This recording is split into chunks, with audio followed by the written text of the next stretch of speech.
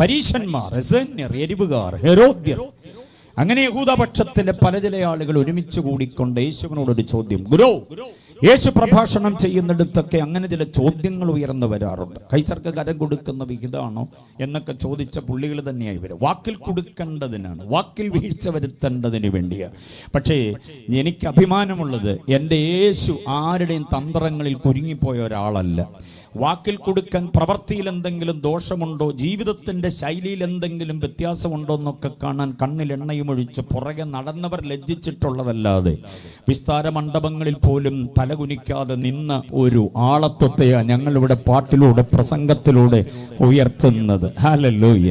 ആ യേശുവിനോട് ചോദിച്ചു, ഗുരു, ദൈവം ഞങ്ങളിൽ പ്രസാദിക്കാൻ ഞങ്ങൾ എന്ത് പ്രവൃത്തിയാ ചെയ്യേണ്ടത്? വെടി വഴിപാട് മതിയോ, അതോ നിലത്ത് കിടന്ന് ഉരുണ്ടാ മതിയോ, ചോര അങ്ങനെ അങ്ങോട്ട് ഒലിപ്പിച്ചു കൊടുത്താൽ മതിയോ, എണ്ണ പകർന്നാൽ മതിയോ, നരബലിയും മൃഗബലിയും തകൃതിയായി നടത്തിയാൽ മതിയോ, രാവിലെയും വൈകിട്ടും പ്രഭാത പ്രദോഷ യാഗങ്ങൾ ഞങ്ങൾ ചെയ്യുന്നുണ്ടല്ലോ, ആടിനെ വെട്ടുന്നുണ്ട്, കാളക്കുറ്റനെ വെട്ടുന്നുണ്ട്, ഇതൊന്നും ചെയ്യാൻ പറ്റാത്തവർ കുറുമ്പ്രാവിൻ്റെ പെടലി പിടിച്ച് ഓടിച്ച് അതിനെ യാഗമർപ്പിക്കുന്നുണ്ട്, അതും കൂടെ കൊണ്ടുവരാൻ കഴിയാത്തവൻ അന്ന് രാവിലെ ചപ്പാത്തി ഉണ്ടാക്കി കഴിക്കാനുള്ള നേരിയ മാവ് ഉപ്പും കൂട്ടിക്കൊണ്ടുവന്ന് ഭോജനയാഗം നടത്തുന്നുണ്ട്. ഇതൊക്കെ മതിയായിരിക്കുമല്ലേ ദൈവം പ്രസാദിക്കാൻ? യേശു പറഞ്ഞു, നോ, ഇതൊന്നുമല്ല ദൈവം പ്രസാദിക്കാനുള്ളതായിരിക്കുന്ന വഴി. ദൈവം അയച്ച ഒരുവനുണ്ട്, അവനിൽ വിശ്വസിക്കണം. Price the Lord. ദൈവം അയച്ച ഒരുവനെ നിരുപാധികം വിശ്വസിച്ചുകൊണ്ട് വിശ്വാസമാർഗത്തിന്റെ തലത്തിലേക്ക് ചുവടുവെച്ച ഒരുപറ്റം ദൈവമക്കളുടെ മുൻപാകെ ഈ വിഷയത്തെ ഞാൻ അവതരിപ്പിക്കുന്നത് നിങ്ങളുടെ പ്രാർത്ഥനയുടെ സഹായം തേടിക്കൊണ്ട് നമ്മൾ ഒരുമിച്ച് ദേശത്തോട് സുവിശേഷം പറയാൻ വേണ്ടിയാ. Price the Lord. അതുകൊണ്ട് ഇന്നത്തെ പ്രസംഗം കേട്ടിട്ട് ഒരു ഉണർവില്ലായിരുന്നൊന്നും പറഞ്ഞുകൊണ്ട് എഴുന്നേറ്റ് പോകരുത്. നാട്ടുകാർ ഉണർത്തപ്പെടണം ആത്മീയതയുടെ ട്രാക്കിലേക്ക്. അതിനുവേണ്ടി നമ്മൾ ഒരുമിച്ച് നിൽക്കുകയാണ്. ചെലവ് ചെയ്ത് ഈ യോഗം നടത്തുന്ന ഈ മനോഹരമായ പന്തൽ, അതാ വളരെ സന്തോഷമുണ്ട്. മനോഹരമായൊരു പന്തൽ, നല്ല കസേര, എല്ലാ സംവിധാനവും, സൗണ്ട് സിസ്റ്റം അടക്കമുള്ള സകല സംഗതികളും, ഈ മുറ്റവും ആ മുറ്റവും എല്ലാം കൂടി ഒരുമിച്ചിങ്ങനെ യോജിപ്പിച്ചുകൊണ്ടുള്ള ഒരു അനുഗ്രഹിക്കപ്പെട്ട സംവിധാനം ഒരുക്കിക്കൊണ്ട് ഈ യോഗം ദേശത്തോട് സുവിശേഷം അറിയിക്കാനുള്ള ആത്മഭാരത്തോടെയാണെന്നുള്ളത് മനസ്സിലാക്കിക്കൊണ്ട് വേറെ ഒരു വിഷയത്തിലേക്കും പോകാതെ ക്രിസ്തുയേശുവിലെ വിശ്വാസം, അതിൻ്റെ അനന്ത സാധ്യത, ദൈവപ്രസാദത്തിൻ്റെ വഴി എന്നുള്ള വിഷയത്തിലേക്ക് നിങ്ങളുടെ ശ്രദ്ധയെ കൊണ്ടുവരുന്നത്. യോഹന്നാന്റെ സുവിശേഷത്തെക്കുറിച്ച്, യോഹന്നാനെ കുറിച്ച് ഒന്നും പറയുന്നില്ല. പക്ഷെ എന്തെങ്കിലും ഒന്ന് പറയാതെ പോയാൽ, പ്രസംഗശാസ്ത്രമൊക്കെ ഞാൻ പഠിപ്പിച്ച IM-ലെ വിദ്യാർത്ഥികൾ ഇവിടെ ഇരിപ്പുണ്ട്. അവർ പറയും, സാറേ അത് അങ്ങനെ പഠിപ്പിച്ചിട്ട് പിന്നെ ഇങ്ങനെ പറഞ്ഞു കയറിപ്പോയത് എന്നാന്ന് അവർ ചോദിക്കും. അതുകൊണ്ട് ഒന്ന് രണ്ട് വിചാരങ്ങളൊന്ന് പറയാം. യോഹന്നാന്റെ സുവിശേഷത്തിന്റെ ആന്തരിക പ്രമേയം യേശുവിന്റെ ദൈവത്വത്തിന്റെ മഹത്വമാണ്. മനസ്സിലായോ? മത്തായി സുവിശേഷ ഗ്രന്ഥം എഴുതിയത് യേശുവിനെ രാജാവായി അവതരിപ്പിച്ചുകൊണ്ടാണ്. വരാനിരിക്കുന്ന നീതിയുടെ രാജാവ് യേശുവാണ് എന്ന ആശയം ആ മത്തായി സുവിശേഷത്തിൽ ഉടനീളം നമുക്ക് കാണാൻ കഴിയുന്ന പ്രമേയം. മർക്കോസിന്റെ സുവിശേഷത്തിൽ അനുസരണമുള്ള ദാസൻ, ചെറുത്തു നിൽക്കാത്ത, കുതറി മാറാത്ത, ഏൽപ്പിക്കപ്പെട്ട സകല ദൗത്യങ്ങളും കൃത്യതയോടെ നിർവഹിക്കേണ്ടതിന് സമർപ്പണവും സാമർഥ്യമുള്ള ദാസനെ ആയിട്ടാണ് നമുക്ക് മർക്കോസിൽ യേശുവിനെ കാണാവുന്നത്. ലൂക്കോസിൽ കാണാൻ കഴിയുന്നത് തെറ്റില്ലാത്ത, കുറ്റമില്ലാത്ത, അപവാദമില്ലാത്ത, ആക്ഷേപമില്ലാത്ത നിരപവാദ്യനായ മനുഷ്യനായി ലൂക്കോസ്, ഡോക്ടർ ലൂക്ക് യേശുവിനെ അവതരിപ്പിക്കുകയാണ്. അതാണ് മൂന്ന് സുവിശേഷ ഗ്രന്ഥങ്ങളിലും. പക്ഷേ ഉപമകളൊന്നുമില്ലാതെ യേശുവിൻ്റെതായിരിക്കുന്ന മറ്റു തര സുവിശേഷ ഗ്രന്ഥങ്ങളിൽ പറഞ്ഞ കാര്യങ്ങളെ എല്ലാം മനഃപൂർവ്വം ഒഴിവാക്കിക്കൊണ്ട് യേശു ദൈവമാണെന്ന് തെളിയിക്കാനുള്ള വിഭവങ്ങൾ മാത്രം നിരത്തി നമുക്ക് തന്നിരിക്കുന്ന ഉജ്ജ്വല കൃതിയാണ് യോഹന്നാന്റെ സുവിശേഷം. അങ്ങനെ മാത്രം പറഞ്ഞ് പുസ്തകത്തിന്റെ പ്രത്യേകത പറഞ്ഞങ്ങ് നിർത്തുകയാണ്. ഇനി ഗ്രന്ഥകാരൻ യോഹന്നാനെ കുറിച്ച് അറിയണമല്ലോ. യോഹന്നാന്റെ കൃതികളാണ് ഏറ്റവും അവസാനം എഴുതപ്പെട്ടിട്ടുള്ളത് എന്നും കൂടെ നമ്മൾ അറിയണം.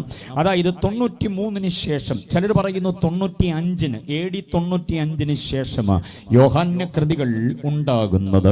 പൗലോസും യൂദായും യാക്കോബും ഒക്കെ എഴുതി കഴിഞ്ഞതിന് ശേഷം ഏറ്റവും ഒടുവിൽ അവരിൽ ചിലരുടെ മരണം കൂടെ കഴിഞ്ഞിട്ടാണ് യോഹന്നാന്റെ കൃതികൾ 5 രംഗത്ത് വരുന്നത്. സുവിശേഷ ഗ്രന്ഥവും 3 ലേഖനങ്ങളും ഏക പ്രവചന ഗ്രന്ഥമായി വെളിപ്പാട് പുസ്തകവും. അങ്ങനെ യോഹന്നാന്റെ കൃതികൾ 5 AD 93 ശേഷമാണ്. പ്രായത്തിന്റെ പക്വതയും ആത്മീയതയിൽ ഇരുത്തം വന്ന ഒരപ്പച്ചന്റെ ഭാഷാശൈലിയും അവതരണ രീതിയും ഒക്കെയാ യോഹന്നാന്റെ സുവിശേഷ ഗ്രന്ഥത്തിലും ലേഖനങ്ങളിലും കാണാൻ കഴിയുക. പൗലോസ്, ബുദ്ധിയില്ലാത്ത ഗലാത്യരെ, ആ ദുഷ്ടനെ നിങ്ങളുടെ ഇടയിൽ നീക്കുന്നില്ലെന്നൊക്കെയുള്ള ആത്മരോക്ഷത്തിന്റെ ഭാഷാപ്രയോഗം അല്പം കടുത്തതായി തോന്നാം.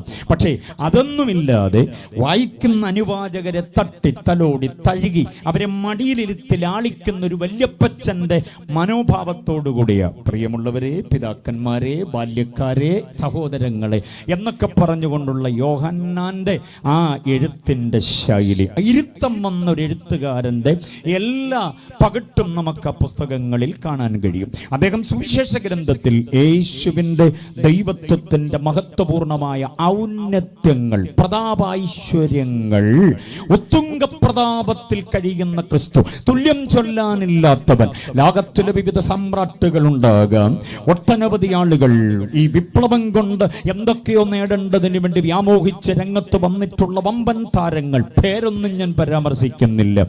ചരിത്രത്തിൽ ഒടുങ്ങിപ്പോയവരും ഇന്നും നെഞ്ചും വിരിച്ച് നിൽക്കുന്നവരൊക്കെയുണ്ട്.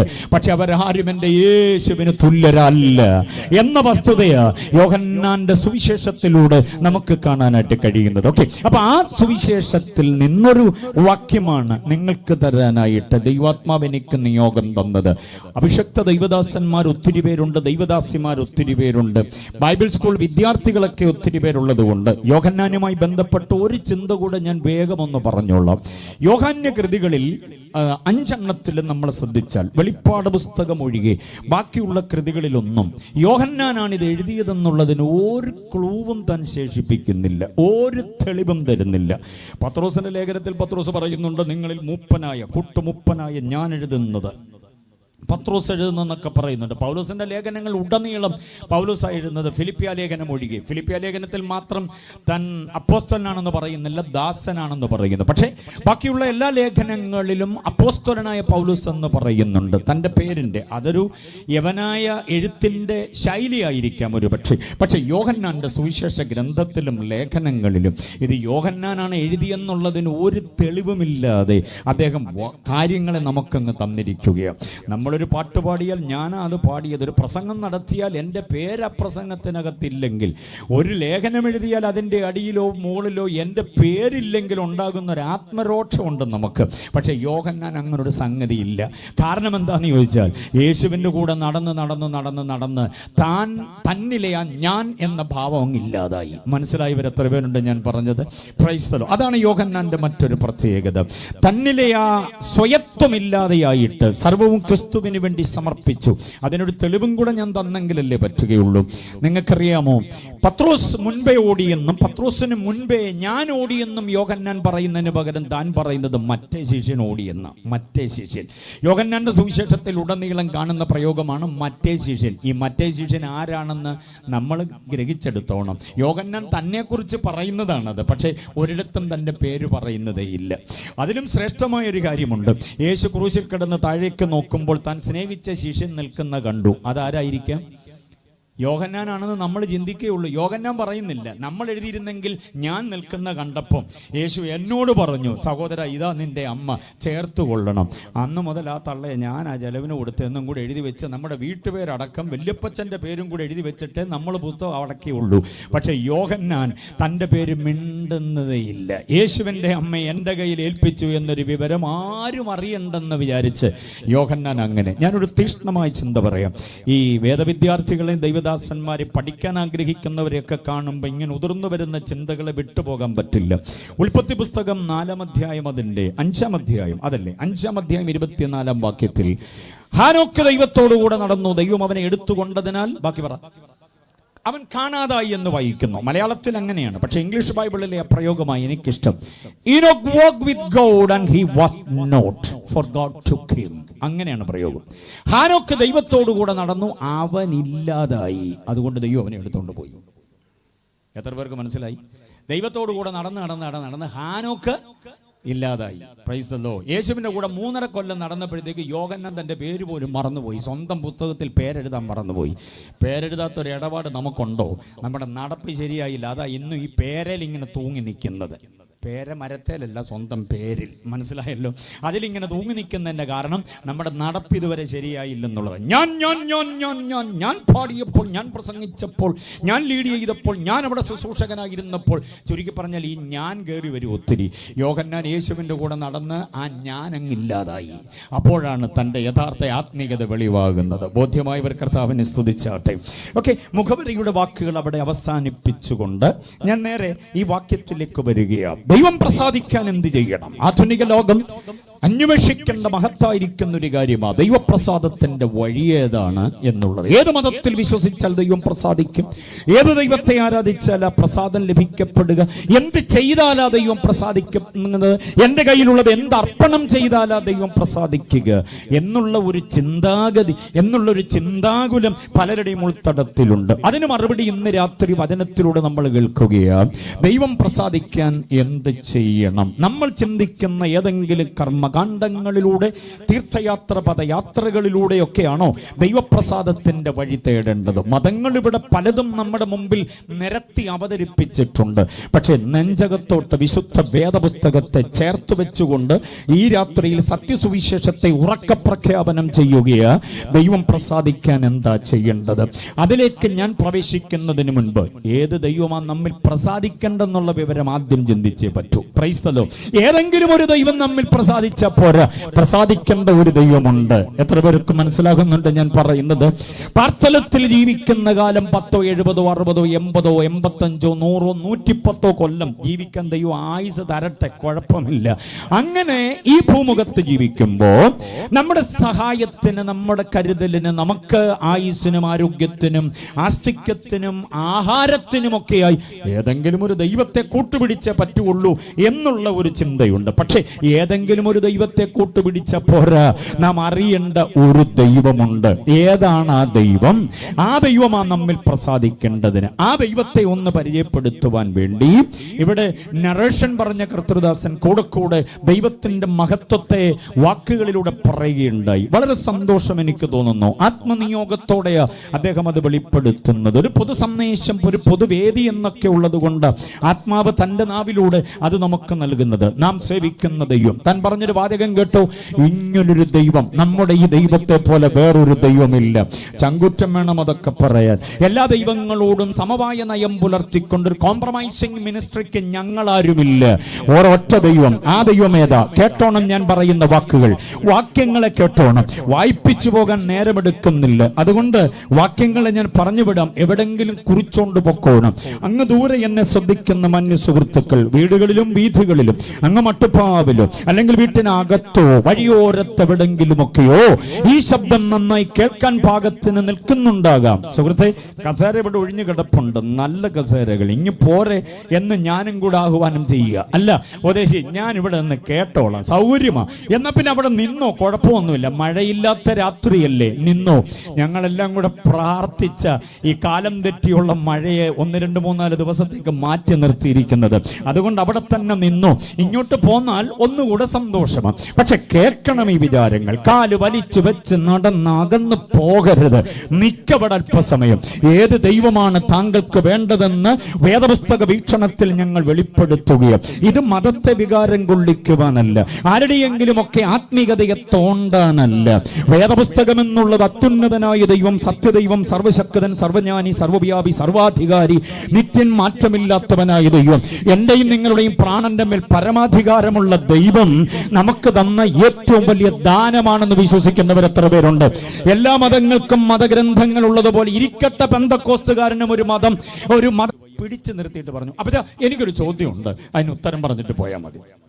കൊച്ചു കുഞ്ഞാണെങ്കിലും ചോദ്യം ചോദിക്കാനുള്ളവന്റെ താല്പര്യം കേട്ടപ്പോൾ അപ്പച്ചൻ അവിടെ നിന്നു. എന്താ മക്കളുടെ ചോദ്യം? കവളിലൊന്ന് തട്ടി തലോടി ചേർത്ത് നിർത്തിയിട്ട് ചോദിച്ചു, എന്താ മോന്റെ ചോദ്യം? അപ്പൊ അവന്റെ ചോദ്യം ഇതാ. അവന്റെ പ്രായത്തെക്കാൾ കൊച്ചുവായിൽ വലിയ വർത്തമാനം പറയുന്നൊക്കെ നമ്മൾ ചില പിള്ളേരോട് പറയാറില്ലേ, എന്നുപോലെ ഇവന്റെ ചോദ്യം ഇതാ, പുതിയ നിയമം എന്ന് പറഞ്ഞാൽ എന്തുവാണെന്ന് പറയാവോ? അതാ ചോദ്യം. പുതിയ നിയമം എന്ന് പറഞ്ഞാൽ കിറ്റ്കാറ്റ് എവിടെ കിട്ടും, മഞ്ച് എവിടെ കിട്ടും എന്ന് വിചാരിച്ച അപ്പച്ചൻ നിന്നത്. അങ്ങനെ വല്ല ചോദ്യമായിരിക്കും. പക്ഷെ ചോദ്യം എന്തായിരുന്നു? പുതിയ നിയമം എന്ന് പറഞ്ഞാൽ എന്താണ്? അപ്പച്ചന് ഭയങ്കര സന്തോഷം തോന്നി. അവനെ ഇറുകെ പിടിച്ചു. നെഞ്ച് വരെ എത്തുന്നില്ല പാവം. അപ്പച്ചൻ അങ്ങ് കുനിഞ്ഞവനെ ചേർത്ത് പിടിച്ചിട്ട് കവളത്ത് മുത്തം കൊടുത്തിട്ട് പറഞ്ഞു, എന്താ മോനിപ്പോ അതറിയാൻ? അല്ല, പുതിയ നിയമം എന്ന് എല്ലാവരും പറയുന്നുണ്ട്. എന്തുവാ അപ്പച്ച ഈ പുതിയ നിയമം? എന്തുവാ അതിന്റെ പ്രത്യേകത? ഒന്ന് പറഞ്ഞു തരാമോ? അപ്പച്ചൻ ആ മകനെ ചേർത്ത് പിടിച്ചിട്ട് പറഞ്ഞൊരു കാര്യം, പുതിയ നിയമം എന്ന് പറഞ്ഞാൽ യേശു തന്റെ ചോര കൊണ്ടൊരു തടിക്കുരിശന്റെ പരിവരുത്ത പ്രതലത്തിൽ നമുക്ക് എഴുതി തന്ന ഒരു സ്നേഹ ഗീതമാണ്. സ്തോത്രം. അല്പ സാഹിത്യ ഭംഗി അതിനകത്തുണ്ടെങ്കിലും ചെറുക്കനത് നന്നേ അങ്ങ് ബോധിച്ചു. യേശു തന്റെ ചങ്കിലെ ചോര കൊണ്ടൊരു തടിക്കുരിശന്റെ പരിവരുത്ത പ്രതലത്തിൽ നമുക്ക് എഴുതി തന്ന സ്നേഹ ഗീതമാണ് പുതിയ നിയമം. അങ്ങനെയാണെങ്കിൽ അതിനെ എങ്ങനെ ഒഴിവാക്കാൻ പറ്റുക? അങ്ങനെയാണെങ്കിൽ അതെങ്ങനെ വായിക്കാതിരിക്കാൻ പറ്റുക? അങ്ങനെയാണെങ്കിൽ അതിനെ എങ്ങനെ മാറ്റിവെക്കാൻ പറ്റുക? അലമാരയ്ക്ക് അലങ്കാരമായി ഗിൽറ്റിട്ടൊർണ ഇരിക്കട്ടെ എന്ന് പറഞ്ഞ് മാറ്റിവെക്കാൻ പറ്റുമോ? വേദപുസ്തകം കൈകാര്യം ചെയ്യുന്നതിനേക്കാൾ കൂടുതൽ സമയം, മണിക്കൂറുകൾ മൊബൈൽ ഫോണിന്റെ ഡിസ്പ്ലേയിലേക്ക് നോക്കിയിരിക്കുന്ന ഒരു ഗതികളിലേക്ക് നമ്മൾ വീണുപോയിട്ടുണ്ട്. അവസാനിപ്പിച്ചിട്ട് പുതിയ നിയമത്തിന്റെ പേജുകളിലൂടെ യാത്ര ചെയ്യുമ്പോൾ ആ സ്നേഹഗീതം നമ്മോട് സംസാരിപ്പാനിടയാകും. തിരുവചനത്തിന്റെ ഈടുറ്റ മികവുറ്റ കറയറ്റ ചിന്തകൾ അകതാരിൽ വന്നു കഴിയുമ്പോൾ ആത്മീയതയ്ക്കൊരു രൂപവും ഭാവവും വരും. വിശ്വസിക്കുന്നവർ കർത്താവിനെ സ്തുതിച്ചാട്ടെ. Praise the lord, hallelujah. അപ്പം ഏത് ദൈവമാണ് നമ്മിൽ പ്രസാദിക്കേണ്ടത്? തിരുവചനത്തിലൂടെ ചില ചിന്തകളെ ഞാൻ തരാം. ആവർത്തന പുസ്തകം 6-ാം അധ്യായം അതിന്റെ 4-ാമത് വാക്യം പറയുന്നു, യഹോവ തന്നെ ദൈവം. ആരാ ദൈവം? യഹോവ തന്നെ ദൈവം. പറയുന്ന വാക്യങ്ങൾ വായിപ്പിക്കുന്നില്ല, ശ്രദ്ധിച്ചു കേട്ടണം. യഹോവ തന്നെ ദൈവം. ജനിച്ചു വീഴുന്ന ഒരു കുഞ്ഞിനെ, ചോര കുഞ്ഞിനെ പെട്ടെന്ന് സൂതികർമ്മണി ഒന്ന് തുടച്ച് വൃത്തിയാക്കിയിട്ട് ഉടനെ തന്നെ പുറത്തേക്ക് വീടിന്റെ വാതിക്കൽ ഇങ്ങനെ കാതോർത്ത് നിൽക്കുന്ന ആളുകളുണ്ട്. ഓക്കെ, അവരുടെ കുടുംബക്കാര്, കൂട്ടുകാര്, നാട്ടുകാര്, വീട്ടുകാര്, കൂട്ടായ്മക്കാരൊക്കെ ഉണ്ടാവും. പ്രസവ സമയം എന്നൊക്കെ പറഞ്ഞ യഹൂദന് കൃത്യസമയമാണ്. അല്ലാതെ 7-ാം തീയതി എന്ന് പറഞ്ഞിട്ട് പിന്നെ 9-ാം തീയതി വരെ അതിന്റെ വാതിക്ക് പോയി നിൽക്കേണ്ട ഗതികേട് നമുക്കേ ഉള്ളൂ. യഹൂദൻ അങ്ങനൊന്നുമില്ല. പ്രസവിക്കാൻ നിറവും തറവുമുള്ള പെൺപിള്ളേരാ അവര് പറയുന്ന കറക്റ്റ് സമയത്തായിരിക്കും. അതുകൊണ്ട് മോടെ പ്രസവം ഇന്നാണ് എന്ന് പറയുമ്പോഴത്തേക്ക് ഒരുമാതിരിപ്പെട്ടവരൊക്കെ വീട്ടുമുറ്റത്ത് ഇങ്ങനെ കൂടും. അവരിങ്ങനെ നോക്കിയിരിക്കുക. അകത്തുനിന്ന് ഈ കുഞ്ഞിനെ ഇങ്ങോട്ട് കിട്ടിക്കഴിഞ്ഞാൽ ഉടനെ ആ കുഞ്ഞിനെ അവരുടെ മതത്തിന്റെ പ്രധാന ആചാര്യൻ അവിടെ ഉണ്ടെങ്കിൽ, പുരോഹിതന്മാരാരെങ്കിലും ഉണ്ടെങ്കിൽ, സൂതികർമ്മണി അപ്പന്റെ കയ്യിലേക്ക് കൊടുക്കും. അപ്പൻ ആ കുഞ്ഞിനെ ഈ മത നേതാവിന്റെ കയ്യിലേക്ക് കൊടുക്കും. അതല്ലെങ്കിൽ കുടുംബത്തിന്റെ മൂത്ത കാർന്നവരുടെ കയ്യിലേക്ക് കൊടുക്കും. അദ്ദേഹം ആ കുഞ്ഞിനെ കൈകളിലേക്ക് വാങ്ങിച്ചിട്ട് അതിന്റെ കുഞ്ഞിളം കാതുകളിലേക്ക് തന്റെ ചുണ്ട് തൊടാതെ മുട്ടാതെ ചേർത്ത് അങ്ങോട്ട് വെച്ചിട്ട് ഇങ്ങനെ പറയും ഈ വാക്യം, ഷമാ ഇസ്രായീൽ യഹോവ എലോഹീനു യഹോവ യഖാദ്. എബ്രായ ഭാഷയിലെ വാക്യമാണ്. ഷമാ ഇസ്രായീൽ എന്ന് പറഞ്ഞാൽ ഇസ്രായേലേ കേൾക്ക, യഹോവ ദൈവമാകുന്നു. കണ്ടോ, യഹോവ ദൈവമാകുന്നു, യഹോവ ഏകനാകുന്നു. ഇതാണ് ആ കുഞ്ഞ് ആദ്യം കേൾക്കുന്ന ശബ്ദം. യഹൂദന്റെ വീട്ടിൽ ജനിക്കുന്ന കുഞ്ഞാണോ പെണ്ണോ ആകട്ടെ, കാതിൽ ആദ്യം കേൾക്കുന്ന വേദവാക്യം അതാണ്, യഹോവ ദൈവമാണ്, ആ ദൈവം ഏകനാണ്. ബോധ്യമായവർ എത്ര പേരുണ്ട്? അത് ആവർത്തന പുസ്തകം 6-ാം അധ്യായത്തിന്റെ 4-ാമത് വാക്യമാണ്. ഇത് കേട്ട കുഞ്ഞിന് മനസ്സിലായി കാണത്തില്ല, പക്ഷെ വചനമല്ലേ, അത് അകത്ത് ചെന്നങ്ങ് വീഴും. ആ വചനം അകത്ത് വീണാൽ വേറൊന്നിന്റെയും പുറകെ അവൻ പോകത്തില്ല. ഏതാണ്ട് വലിയത് തരാമെന്നൊക്കെ പറയുന്നതായിരിക്കുന്ന ഒരു ശക്തിയുടെയും പുറകെ പോകാതെ ഏകദൈവ വിശ്വാസത്തിൽ അധിഷ്ഠിതമായി ന്യായപ്രമാണത്തെ അനുസരിച്ച് ജീവിക്കുന്ന ഒരു ശൈലി അവർക്കുണ്ടായിരുന്നു ആരംഭകാലങ്ങളിൽ. പിന്നെ പ്രവാസത്തിലേക്കൊക്കെ പോകേണ്ടി വന്ന കാലത്ത് ലോകവുമായിട്ട് അവർ ഇടപഴകിപ്പോയത്. പോട്ടെ, അത് വേറൊരു ചരിത്രമാണ്. അപ്പൊ 6-ന്റെ 4 മറക്കരുത്. ഇനി 7-ന്റെ 9 നോക്കിക്കേ. ദൈവമാര് നാം അറിയേണ്ട ദൈവമാര്, നാം ആശ്രയിക്കേണ്ട ദൈവമാര്. 7-ന്റെ 9 പറയുന്നു, യഹോവ തന്നെ സത്യദൈവം. നമ്മുടെ ദൈവം ആരാന്നാ പറഞ്ഞേ? സത്യദൈവം. ഏകനാണ് എന്നൊരു ചിന്തയുണ്ട്. അപ്പൊ 7-ന്റെ 9 പറയുന്നു സത്യദൈവം. യിരെമ്യാവ് 10-ന്റെ 10 പറയുന്നു യഹോവ സത്യദൈവം തന്നെ. അപ്പൊ സേവിക്കേണ്ട ദൈവം സത്യദൈവമാകണം. മനസ്സിലായോ? ഈ യോഹന്നാന്റെ സുവിശേഷം 17-ന്റെ 3-ാമത് വാക്യത്തിൽ പറയുന്നു യഹോവ ഏക സത്യദൈവമാണ്. അപ്പൊ ദൈവം ആരാ? ഏകസത്യദൈവമാണ്. ഏകസത്യദൈവം എന്ന് പറഞ്ഞാൽ തുല്യം പറയാനില്ലാത്ത, അതുപോലാണ് ഇത് എന്ന് പറയാനില്ലാത്ത ഒരു ദൈവം. അതാണ് ഏകസത്യദൈവം എന്ന് പറയുന്നത്. Price the Lord. ഈ ദൈവത്തെക്കുറിച്ച് ഇങ്ങനെ വിചാരങ്ങൾ വേദപുസ്തകത്തിന്റെ വാക്യങ്ങളിലൂടെ നമ്മൾ അന്വേഷിച്ചു പോയാൽ ഒത്തിരി വാക്യങ്ങൾ പറയണം. ഉൽപ്പത്തി 17:1 ദൈവം തന്നെ പറയുന്നു, ഞാൻ സർവശക്തിയുള്ള ദൈവമാണ്. Price the Lord. ഞാൻ ആരാന്ന? സർവശക്തിയുള്ള ദൈവമാണ്. സങ്കീർത്തനത്തിലുടനീളം മഹാദൈവമാണ്, മഹോന്നതനായ ദൈവമാണ്. യെശയ്യാ പ്രവചനം, യിരെമ്യാ പ്രവചനം, എഹെസ്കേൽ പ്രവചനത്തിലൊക്കെ പറയുന്ന ദൈവത്തെക്കുറിച്ച് നിത്യദൈവമാ, സത്യദൈവമാ, രക്ഷകനായ ദൈവമാണ്. മാത്രമല്ല മഹത്വ സിംഹാസനസ്ഥനായ ദൈവമാണ്. അങ്ങനെ പഴയ നിയമ പുസ്തകങ്ങളിലുടനീളം ദൈവത്തെക്കുറിച്ചുള്ള വിചാരങ്ങൾ ധാരാളം നമുക്ക് കാണാനായിട്ട് കഴിയുന്നു. എനിക്ക് പുതിയ നിയമ ചിന്തകളെ കൂടുതൽ താല്പര്യം, അതിനെ ഞാൻ കൂടുതൽ പ്രണയിക്കുന്നത്.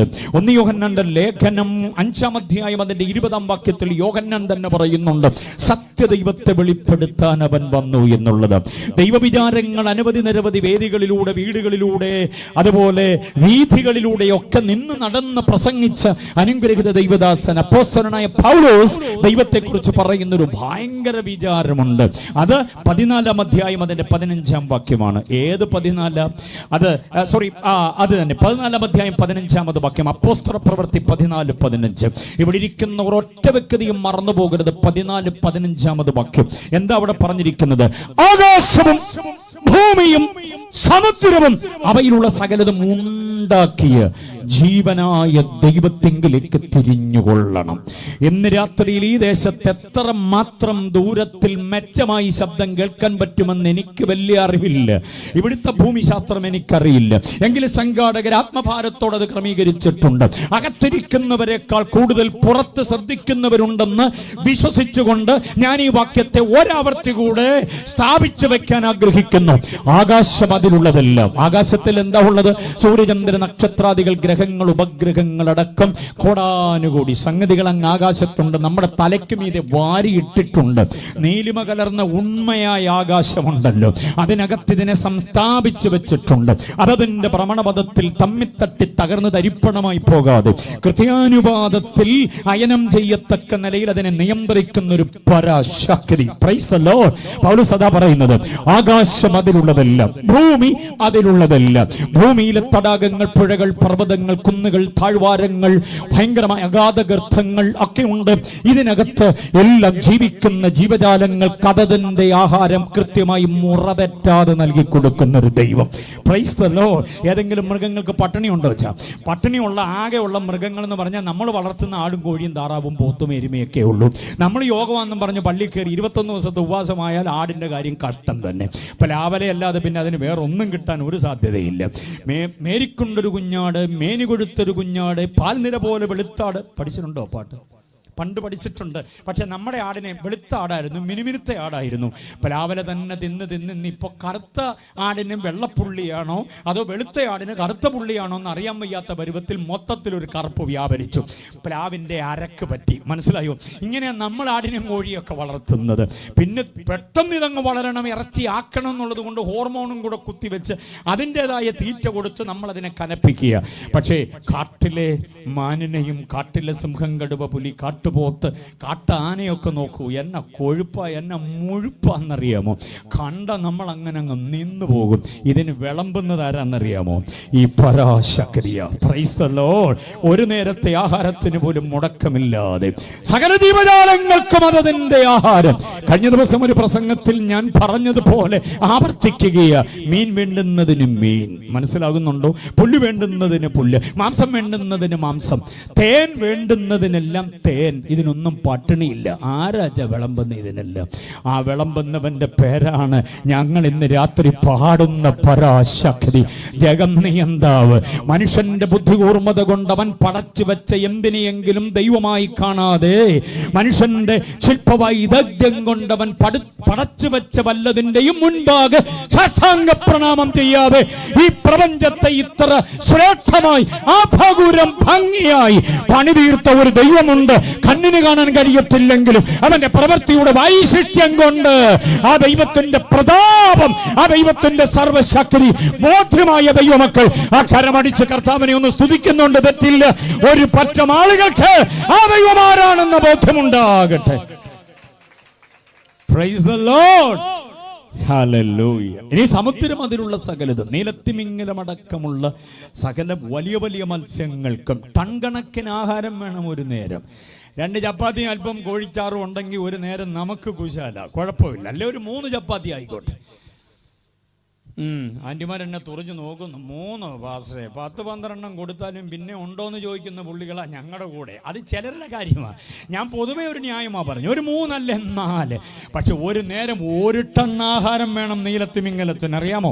വായി തുറന്ന് പിടിച്ചോണ്ട് ഇങ്ങനൊരു കറക്കം കറങ്ങി അതിൻ്റെ ആവാസ കേന്ദ്രത്തിലേക്ക് വരുമ്പോൾ അകത്ത് മത്തി, അയില, കൊഴിയാള, ചാള, ചൂര അടക്കമുള്ള മത്സ്യങ്ങൾ, കടൽ പുല്ലുകൾ, വേറെ കുറെ ജീവികൾ, കൊഞ്ചടക്കമുള്ളത് 1 ടൺ അകത്ത് കയറും. എന്നിട്ട് വായടച്ചാൽ പിന്നെ കുറെ നേരം വിശ്രമമാണ്. ഒരു നേരം 1 ടൺ ആഹാരം വേണ്ടുന്ന നീലത്തിമിംഗലത്തിനും വെള്ളത്തിന്റെ ഓളപ്പരപ്പിൽ തത്തിക്കളിക്കുന്ന കുഞ്ഞു കുഞ്ഞു കുഞ്ഞു കുഞ്ഞു മീനുണ്ടല്ലോ, 1 മണി അരിയെടുത്ത് 2, 3, 4 ആയിട്ട് അതിനെ മുറിച്ചാൽ അതിൽ 1 തരി 1 നേരം മതിയാകുന്ന കുഞ്ഞു മീനുണ്ട്. അതിനും പട്ടിണിയില്ല. 1 ടണ്ണ് വേണ്ടുന്നതിനും പട്ടിണിയില്ലാതെ കൊടുക്കുന്ന ഒരു ദൈവമുണ്ട്, വിളമ്പുന്ന ഒരു ദൈവമുണ്ട്. ആ ദൈവമാ പറഞ്ഞത് ഞാൻ നിന്റെ കൈ പിടിച്ചിട്ടുണ്ട്. ആ ദൈവമാ പറഞ്ഞ ഞാൻ നിന്റെ കൂടെയുണ്ട്. ആ ദൈവമാ പറഞ്ഞ നിന്റെ തലമുറയെ ഞാൻ അനുഗ്രഹിക്കും. ആ ദൈവമാ പറഞ്ഞ ഞാൻ നിന്നെ ഉപേക്ഷിക്കത്തില്ല. ആ ദൈവമാ പറഞ്ഞ ഞാൻ ഏറ്റു നിന്റെ കാര്യം. ആ ദൈവത്തിന്റെ കയ്യിലാണ് നമ്മുടെ ആധാരം. തിരിച്ചറിയുന്നവർ കർത്താവിനെ സ്തുതിക്കുക. ഈ പ്രഥമ രാത്രി ദൈവത്തെ കുറിച്ച് അറിഞ്ഞിട്ടൊന്ന് മഹത്വപ്പെടുത്ത്. ദൈവത്തെ കുറിച്ച് അറിഞ്ഞിട്ട് ഈ ദൈവം എന്റെ ദൈവമാണ്, ഈ ദൈവമാണ് എന്റെ ദൈവം, ഈ ദൈവത്തിന്റെ മകളാണ് ഞാൻ, ഈ ദൈവത്തിന്റെ മകനാണ് ഞാൻ എന്ന ബോധ്യത്തോടെ നിൽക്കണം നമുക്ക്. അപ്പൊ ആകാശം അതിലുള്ളതെല്ലാം, ഭൂമി അതിലുള്ളതെല്ലാം, സമുദ്രം അതിലുള്ളതെല്ലാം ഉണ്ടാക്കിയ ദൈവം, ഈ ദൈവമാണ് നമ്മിൽ പ്രസാദിക്കേണ്ടത്. എത്ര പേർക്ക് മനസ്സിലായി? ഈ ദൈവമാണ് നമ്മിൽ പ്രസാദിക്കേണ്ടത്. ഇനി കേട്ടോണം, തിന്മകൾ മാത്രം ചെയ്ത് കൊള്ളയും കൊലപാതകങ്ങളും അക്രമങ്ങളും അനീതികളും വല്ലാത്ത വൈരാഗ്യങ്ങളും വിഭാഗീയ മനോഭാവങ്ങളും വിമർശന വിരോധ വിദ്വേഷങ്ങളും ഒക്കെയായി ജീവിച്ച് അമ്പട ഞാന എന്ന പരുവത്തിൽ ദാർഷ്ട്യം, ധിക്കാരം, താൻ പോരും, അഹങ്കാരം, അഹന്ത ഒക്കെ ഉള്ളവരായി ജീവിക്കുന്ന മനുഷ്യനറിയണം, ഈ അഹന്തയ്ക്കെല്ലാം മീതെ പരമാധികാരമുള്ളൊരു ദൈവമാണ് ഈ ദൈവം. എത്ര പേർക്ക് സമ്മതിക്കാൻ കഴിയുന്നുണ്ട്? ആവർത്തന പുസ്തകം 32-ാം അധ്യായം അതിന്റെ 39-ാമത് വാക്യം മറന്നുപോകരുത്. കുഞ്ഞുങ്ങളടക്കം കേട്ടോണം.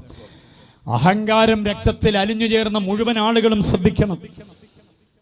ആവർത്തന പുസ്തകം 32-ന്റെ 39-ാമത് വാക്യം നാം ശ്രദ്ധിച്ചാൽ, ഞാൻ മാത്രമേ ഉള്ളൂ, ഞാനല്ലാതെ മറ്റൊരുത്തനുമില്ല, ഞാൻ കൊല്ലുന്നു, ഞാൻ ജീവിപ്പിക്കുന്നു, ഞാൻ മുറിക്കുന്നു, ഞാൻ സൗഖ്യമാക്കുന്നു, എന്റെ കയ്യിൽ നിന്ന് വിടിവിപ്പാൻ ആരുമില്ല, ഞാൻ മാത്രമേ ഉള്ളൂ. 32-ാം അധ്യായം 39-40 വാക്യങ്ങളിൽ എത്ര പ്രാവശ്യം ഞാൻ എന്ന് പറയുന്നുണ്ടെന്നറിയാമോ? ആ പറച്ചിൽ തെളിയിക്കുന്നത് നമ്മുടെ ദൈവം പരമാധികാരിയാണെന്നുള്ളതാണ്. അധികാരിയല്ല, പിന്നെ ആരാ? പരമാധികാരിയാണ്. കാറ്റിന്റെ, കോളിന്റെ, കടലിന്റെ, തിരമാലകളുടെ ഇളക്കത്തിന്റെ, സമസ്ത ഭൂതപ്രേത പിശാചുക്കളുടെ എല്ലാ ദുർമന്ത്രവാദ ശക്തികളുടെ തച്ചിന് കുത്തിയിരുന്ന ആഭിചാര ദോഷം ചെയ്ത് കാശുണ്ടാക്കി ജീവിക്കാൻ ശ്രമിക്കുന്ന പാവപ്പെട്ടവനെ ദുർമന്ത്രവാദം കൊണ്ട് മറിക്കാൻ ശ്രമിക്കുന്ന ശക്തി എത്ര വലുതാണെങ്കിലും ഇന്ന് രാത്രി ദൈവമക്കൾ അറിയണം, അതിന് മീതെ പരമാധികാരിയായ ഒരു ദൈവമാണ് നമ്മുടെ ദൈവം എന്ന കാര്യം അറിയണം. ഈ ദൈവമാണ് നമ്മിൽ പ്രസാദിക്കേണ്ടത്. ഞാൻ ആവർത്തിച്ച് പിന്നെയും പറയാം, മനുഷ്യൻ കണ്ടെത്തിയ ശില്പചാതുര്യതയുടെ ദൈവമല്ല ഈ മഹാദൈവം, മഹോന്നതനായ ദൈവം, മഹത്വ സിംഹാസനസ്ഥനായ ദൈവമാ നമ്മിൽ പ്രസാദിക്കേണ്ടത്. മനസ്സിലാകുന്നു എന്ന് വിശ്വസിക്കുകയാണ്. ആ ദൈവത്തെ വെളിപ്പെടുത്തുന്ന വിശേഷ ഗ്രന്ഥമാണ് വിശുദ്ധ ബൈബിൾ. അതുകൊണ്ട് ബൈബിൾ എന്ന് പറയുമ്പോൾ അതിനോട് ഒരുമാതിരി അവഗണന ഉണ്ടാകാതെ ജീവിതത്തിന്റെ തലങ്ങൾ വേദപുസ്തകത്തിന്റെ പ്രകാശവുമായി കൂട്ടിയിണക്കി മുൻപോട്ട് കൊണ്ടുപോകുവാൻ ബുദ്ധി ഉപദേശിച്ചുകൊണ്ട് ഏത് ദൈവത്തിൽ നിന്നുള്ള പ്രസാദമാണ് നമുക്ക് വേണ്ടത് എന്ന വിചാരത്തെ ഞാൻ അവിടെ അവസാനിപ്പിക്കുകയാണ്. അടുത്തത് അല്പം കൂടെ വിശാലമായി എനിക്ക് പറയേണ്ടതുണ്ട്. ഈ ദൈവം പ്രസാദിക്കാൻ നമ്മൾ എന്ത് ചെയ്യണം? ദൈവം പ്രസാദിക്കാൻ എന്താ ചെയ്യേണ്ടത്? ദൈവമക്കൾ ഇത്രയും പേര് ഇവിടെ ആദ്യ ദിവസം തന്നെ വന്നു ചേർന്നിട്ടുള്ളത് കൊണ്ട് നിങ്ങളുടെ ചിന്താമണ്ഡലത്തിലേക്ക് ഒരു വിചാരം തരികയാണ്. ശ്രദ്ധിച്ചു കേട്ടോണം. നമുക്ക് ഈ അടുത്ത കാലത്ത് വേണ്ടുന്നത് ദൈവത്തിന്റെ പ്രസാദം എന്നതിനേക്കാൾ അധികം ദൈവത്തിന്റെ അനുഗ്രഹമാണ്. അനുഗ്രഹത്തിന് വേണ്ടിയാണ് നമ്മളെല്ലാം കിടന്ന് പെടാപ്പാട് വിടുന്നത്. പക്ഷെ ഞാനതിനെ തിരുത്താൻ ആഗ്രഹിക്കുന്നു. നിങ്ങളുടെ കമന്റ്സ് എന്താണെന്ന് എനിക്കറിയില്ല, ഓൺലൈനിൽ ശ്രദ്ധിക്കുന്നവരുടെ കമന്റ്സ് എന്താണെന്ന് എനിക്കറിയില്ല. എന്തായാലും ഞാൻ അതിനെക്കുറിച്ച് ബോധറില്ല. എനിക്ക് ദൈവാത്മാവ് വെളിപ്പെടുത്തിയൊരു കാര്യം ഞാൻ പറയാം. ദൈവം നമ്മളെ അനുഗ്രഹിക്കണം അനുഗ്രഹിക്കണം അനുഗ്രഹിക്കണമെന്നൊക്കെ മുറവിളി കൂട്ടുന്നതിനേക്കാൾ അധികം നനഞ്ഞ കണ്ണുകളോടെ പ്രാർത്ഥിക്കണം, കർത്താവേ അങ്ങ് എന്നിൽ പ്രസാദിക്കണമേ. ദൈവം പ്രസാദിച്ചാൽ മതി, അതാണ് ഏറ്റവും വലിയ കാര്യം. അനുഗ്രഹം വേണം, പ്രസാദിക്കുന്നവർക്ക് ദൈവം അനുഗ്രഹം കൊടുത്തോളും. പക്ഷേ അനുഗ്രഹത്തെക്കാൾ ശ്രേഷ്ഠം പ്രസാദമാണ്. എത്ര പേര് സമ്മതിക്കുന്നുണ്ട്? ഞാനൊരു വിശേഷ ചിന്തയിലൂടെ അത് തെളിയിക്കാൻ ആഗ്രഹിക്കുകയാണ്. ശ്രദ്ധിച്ചോണം. ഈ അനുഗ്രഹം എന്നൊക്കെ പറഞ്ഞാൽ കഴിക്കാനും കുടിക്കാനും ഉടുക്കാനും കട്ട കമ്പി കല്ല് സിമെന്റ് പെയിന്റ് തടിയൊക്കെ കൊണ്ട് പെയിന്റൊക്കെ കൊണ്ട് വർണ്ണാഭമായി പടുത്തുയർത്തുന്ന വമ്പൻ വീടുകളും മുന്തിയ ഇനം കാറുകളും അതും ഇതുമെല്ലാം കൂടെ ഈ അനുഗ്രഹം എന്നൊക്കെ പറയുന്നത്. നമ്മുടെ സ്വന്തം പേരിൽ തീരാധാരം എഴുതി കിട്ടിയ ഭൂമികയുടെ വിസ്തൃതിയും, മക്കളെല്ലാം അങ്ങ് വിദേശത്ത്, അവർക്കിപ്പോൾ റുപ്പീസുമായി ഒരു ബന്ധവുമില്ല. റിയാലും ദിർഹവും ദറംസും ഡോളറും യൂറോയും പൗണ്ടും ഒക്കെ ആയിട്ട് ബന്ധം. അത് ഇന്ത്യൻ മണിയിലേക്ക് കൺവേർട്ട് ചെയ്തിട്ട് കിട്ടിയതെല്ലാം കൂടെ സ്വരുക്കൂട്ടി വെച്ച് ഇവിടെ അംബാനിയും അദാനിയും പിന്നിലാക്കിക്കൊണ്ട് വമ്പൻ താരമായി ജീവിക്കുമ്പോൾ അവർ പറയുന്നു ദൈവം എന്നെ അങ്ങ് അനുഗ്രഹിച്ചെന്ന പറയുക. Price the Lord. പക്ഷെ ഇതെല്ലാം കൂടെ വാരിക്കൂട്ടി കൈവച്ചേക്കുമ്പോഴും ദൈവത്തിന് പ്രസാദമുണ്ടോ എന്ന് അന്വേഷിക്കാറുണ്ടോ? ദൈവം എന്നിൽ പ്രസാദിക്കുന്നുണ്ടോ? എൻ്റെ രാത്രികളിൽ ദൈവത്തിന് പ്രസാദമുണ്ടോ? എൻ്റെ പകലുകളിൽ ദൈവത്തിന് പ്രസാദമുണ്ടോ? എൻ്റെ യാത്രകളിൽ ദൈവത്തിന് പ്രസാദമുണ്ടോ? എൻ്റെ ദാമ്പത്യത്തിൽ, എൻ്റെ സാമ്പത്തികത്തിൽ, എൻ്റെ സാമൂഹ്യ ജീവിതത്തിൽ, എൻ്റെ സഭാജീവിതത്തിൽ ദൈവം പ്രസാദിക്കുന്നുണ്ടോ? വേദോസ്തവമായിട്ട് ഞാൻ ഇരിക്കുമ്പോൾ ദൈവം പ്രസാദിക്കുന്നുണ്ടോ? മൊബൈൽ ഫോണുമായിട്ട് ഞാൻ ഇരിക്കുമ്പോൾ ദൈവം പ്രസാദിക്കുന്നുണ്ടോ? കൂട്ടുകാരും കൂട്ടുകാരികളുമായി ഗെറ്റ് ടുഗദറുകളിൽ പങ്കെടുക്കുമ്പോൾ ദൈവം പ്രസാദിക്കുന്നുണ്ടോ? കഴിക്കുന്നതിലും കുടിക്കുന്നതിലും ദൈവം പ്രസാദിക്കുന്നുണ്ടോ? വാരി ഉടുക്കാൻ കിട്ടുന്ന എന്തെങ്കിലുമൊക്കെ വാരി അണിഞ്ഞുകൊണ്ട് പോകുമ്പോൾ ദൈവം പ്രസാദിക്കുന്നുണ്ടോ? കൂട്ടുകാർ പറഞ്ഞു കൊള്ളാം, ആഹാ തകർപ്പൻ എന്നൊക്കെ അവർ പുതിയ പദങ്ങളൊക്കെ പറഞ്ഞ് നമ്മളെ അങ്ങ് പ്രോത്സാഹിപ്പിച്ചു. പക്ഷെ തമ്പുരാന് പ്രസാദമാണോ ഈ വേഷവിധാനത്തിൽ? ഇതൊക്കെ ആഴത്തിൽ ചിന്തിക്കും. ഒരു പുനർവിചാരണയ്ക്ക് ഉതകണ്ടതിന് ഞാനൊരു കാര്യം പറയാം, ശ്രദ്ധിച്ചു കേട്ടോണം. 95-ാം സങ്കീർത്തനം അതിന്റെ 10-ാമത് വാക്യം, 95-ന്റെ 10-ാമത്. വസ്ത്രധാരണത്തെ കുറിച്ചൊന്നും ഞാനായിട്ടൊന്നും പറയുന്നില്ല. അതൊക്കെ ഒരു കറയുമില്ലാതെ പറയാൻ പറ്റിയ ഒരാൾ, എന്നേക്കാൾ വലിയ ഒരാൾ നാളെ ഇവിടെ കയറി വരുന്നുണ്ട്. സൂക്ഷിച്ചിരുന്നോണം. ആഹാ, പ്രൈസ് ദി ലോർഡ്. അപ്പോൾ അദ്ദേഹത്തിൻ്റെ ഒരു മുന്നോടിയായിട്ട് ഞാനിതങ്ങ് പറഞ്ഞെന്നുള്ളതേ ഉള്ളൂ. ഞാനിതിനെ എല്ലാം കൂടി ഒരുമിച്ച് ചേർത്ത് വെച്ചുകൊണ്ട് പറയുന്ന ഒരു കാര്യം ശ്രദ്ധിച്ചോണം. എന്താണെന്നറിയാമോ? 95-ാം സങ്കീർത്തനം 10-ാം വാക്യത്തിൽ വായിക്കുന്നു, 40 ആണ്ട് എനിക്ക് തലമുറയോട് ബാക്കി പറ നീരസമുണ്ടായിരുന്നു. ബാക്കി എനിക്ക് അറിയാഞ്ഞിട്ടല്ല, നിങ്ങൾക്ക് അറിയാമോന്ന് അറിയണമല്ലോ. നിങ്ങൾ എൻ്റെ കൂടെ ഉണ്ടോ എന്ന് അറിയാൻ വേണ്ടി ചോദിക്കുന്നത്. അപ്പം 40 ആണ്ട് എനിക്ക് തലമുറയോട്, ശ്രദ്ധിച്ചു കേട്ടോണം. ഇനി ഞാൻ പറയുന്നത് പുറത്തും അകത്തുമുള്ളവർ ശ്രദ്ധിച്ചോണം. 40 ആണ്ട് എനിക്ക് തലമുറയോട്. ആരെ കുറിച്ചാണ് പറയുന്നത്? ഇസ്രായേലിനെ കുറിച്ചാണ്. ഇസ്രായേലിൽ നിന്ന് യാത്ര ചെയ്ത് വാഗ്ദത്ത കനാൻ ലക്ഷ്യമാക്കി യാത്ര ചെയ്യുന്നവരെ കുറിച്ചാണ് പറയുക. 40 ആണ്ട് എനിക്ക് തലമുറയോട് എന്ന് പറഞ്ഞാൽ ഈ ചെങ്കടല് അവിടെ വരെ വന്നു ജനം. അതങ്ങോട്ട് അതിനു മുമ്പേ അവർ ദൈവത്തോട് പെറുപെറുത്തതും മോശയോട് പരിതപിച്ചതുമൊക്കെ അവിടെ മുതൽ ദൈവത്തിന് അവരോട് നീരസമായിരുന്നു. യോർദാൻ കടന്ന് അക്കരെ കയറുന്നത് വരെയുള്ള കാലദൈർഘ്യമാണ് എത്രയാണ്ട്? 40 ആണ്ട് നീരസമായിരുന്നു. ഇനി ശ്രദ്ധിച്ച്, 40 ആണ്ട് നീരസമായിരുന്നെങ്കിലും ഒറ്റ നേരം പോലും ദൈവം മന്ന മുടക്കിയില്ല. ഒറ്റ നേരം പോലും ദൈവം വെള്ളം കൊടുക്കാതിരുന്നില്ല. ഒറ്റ നേരം പോലും ദൈവം മേഘത്തിന്റെ കുട മാറ്റിയില്ല. 40 കൊല്ലം ദൈവം മേഘത്തിന്റെ കുട പിടിച്ച പകൽ അവരെ നടത്തി. ഒറ്റ നേരം പോലും അഗ്നിസ്തംഭത്തെ മാറ്റി അവരെ ഇരുട്ടിൽ തട്ടിമുട്ടി വീഴാൻ അനുവദിച്ചില്ല. ഒരു നായും അവരുടെ നേരെ കുരയ്ക്കാൻ അനുവദിച്ചില്ലെങ്കിലേ, വായിച്ചിട്ടുണ്ടോ? ഒരു നായും. ഏതാണ്ട് 10-25 ലക്ഷത്തിലധികം ജനങ്ങൾ കൂട്ടമായി പാട്ടും പാടി നടന്നു വരുമ്പോ ഏത് നായ കുരയ്ക്കാത്തത്? കുരയ്ക്കാൻ തുടങ്ങുമ്പോഴേ തമ്പുരാൻ പറഞ്ഞു, എന്റെ ജനം മിണ്ടി പോരാ, അടങ്ങാതെ അവിടെ ഇരുന്നു. ഒരു നായും കുരച്ചില്ല. ഒരു ശത്രുരാജാവിനും അവരെ ഏൽപ്പിച്ചു കൊടുത്തില്ല. കണ്ടോ? ഒരു ദുഷ്ടനും അവരുടെ മീതെ ആധിപത്യം പുലർത്താൻ ദൈവം അനുവദിച്ചില്ല.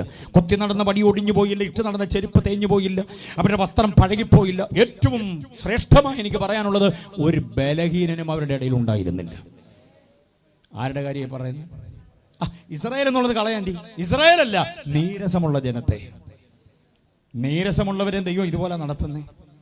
അപ്പൊ ഇനി നിങ്ങൾ പറ, ദൈവത്തിന് നമ്മളോട് നീരസമാണോ അതോ പ്രസാദമാണോ? കഴിക്കാനുള്ളത് സമയാസമയത്ത് കിട്ടുകയും കൺവെർട്ട് ചെയ്യപ്പെടാനുള്ള ഡോളറും യൂറോയും റിയാലും ദിർഹവും സമയാസമയങ്ങൾ കിട്ടുകയും ചെയ്യുമ്പോൾ ദൈവത്തിന് എന്നോടങ്ങ് ഭയങ്കര ഐ ലവ് യു ആണെന്ന് ചിന്തിക്കരുത്. നീരസമുള്ളവർക്കും ദൈവം ഇത് കൊടുത്തോണ്ടായിരിക്കുന്നത്. നീരസമുള്ളവനും കഴിക്കാനും കുടിക്കാനും ഉടുക്കാനുമുള്ള ദൈവം കൊടുക്കുന്നുണ്ട്. പക്ഷെ വിവരം അറിയുന്ന എപ്പോഴാണെന്നറിയാമോ? 1 കൊരിന്ത്യർ 10:5 വരുമ്പോഴ് ഇവരിൽ മിക്ക പേരിലും ദൈവം പ്രസാദിക്കായികയാൽ അവർ മരുഭൂമിയിൽ എന്ത് ചെയ്തു പോയി? വീണുപോയി, പട്ടുപോയി. അപ്പോൾ ഇവിടെയാണ് ചിന്തിക്കേണ്ടത്, നീരസം, പ്രസാദം, ഇതിലേതാ നമുക്ക് വേണ്ടത്? എല്ലാം അടിക്കടി മുറതെറ്റാതെ കിട്ടിക്കൊണ്ടിരിക്കുമ്പോൾ, ചെയ്യുന്ന സകല ദോഷത്തിനും തമ്പുരാൻ തല്ല് തരാതെ പിന്നെയും ആ വഴി തന്നെ പോകുമ്പോൾ, പിന്നെയും ആ ബന്ധം തന്നെ തുടരുമ്പോൾ, പിന്നെയും ആ ഊടുവഴി കൂടെ തന്നെ പോകുമ്പോൾ തമ്പുരാൻ തല്ലുന്നില്ല. അതുകൊണ്ട് നമ്മൾ ചിന്തിക്കുന്ന ദൈവത്തിന് എന്നോടങ്ങ് ഭയങ്കര പ്രസാദമായിരിക്കുമെന്ന്. ഒരു ദിവസം തമ്പുരാൻ നിന്നെ ഭിത്തിയെ വലിച്ചൊട്ടിക്കും. ദൈവത്തിന്റെ നീരസം അധികമായി കഴിയുമ്പോൾ ദൈവം നിന്നെ ലജ്ജാപാത്രമാക്കി മാറ്റും. എത്ര പേർക്ക് ബോധ്യമുണ്ടെന്ന് രാത്രി പറയുന്ന വസ്തുത? ദൈവത്തിന്റെ പ്രസാദത്തെ പ്രാപിക്കണം. ദൈവാനുഗ്രഹം വാരിക്കൂട്ടി ഇവിടെ ധനാഢ്യരാകുക എന്നുള്ളതല്ല, ദൈവത്തിന്റെ പ്രസാദം പ്രാപിച്ച് ഇമ്പങ്ങളുടെ തീരമണയണം. അത് ആഗ്രഹിക്കുന്നവർ കരങ്ങൾ ഉയർത്തി കർത്താവിനെ സ്തുതിച്ചാട്ടെ.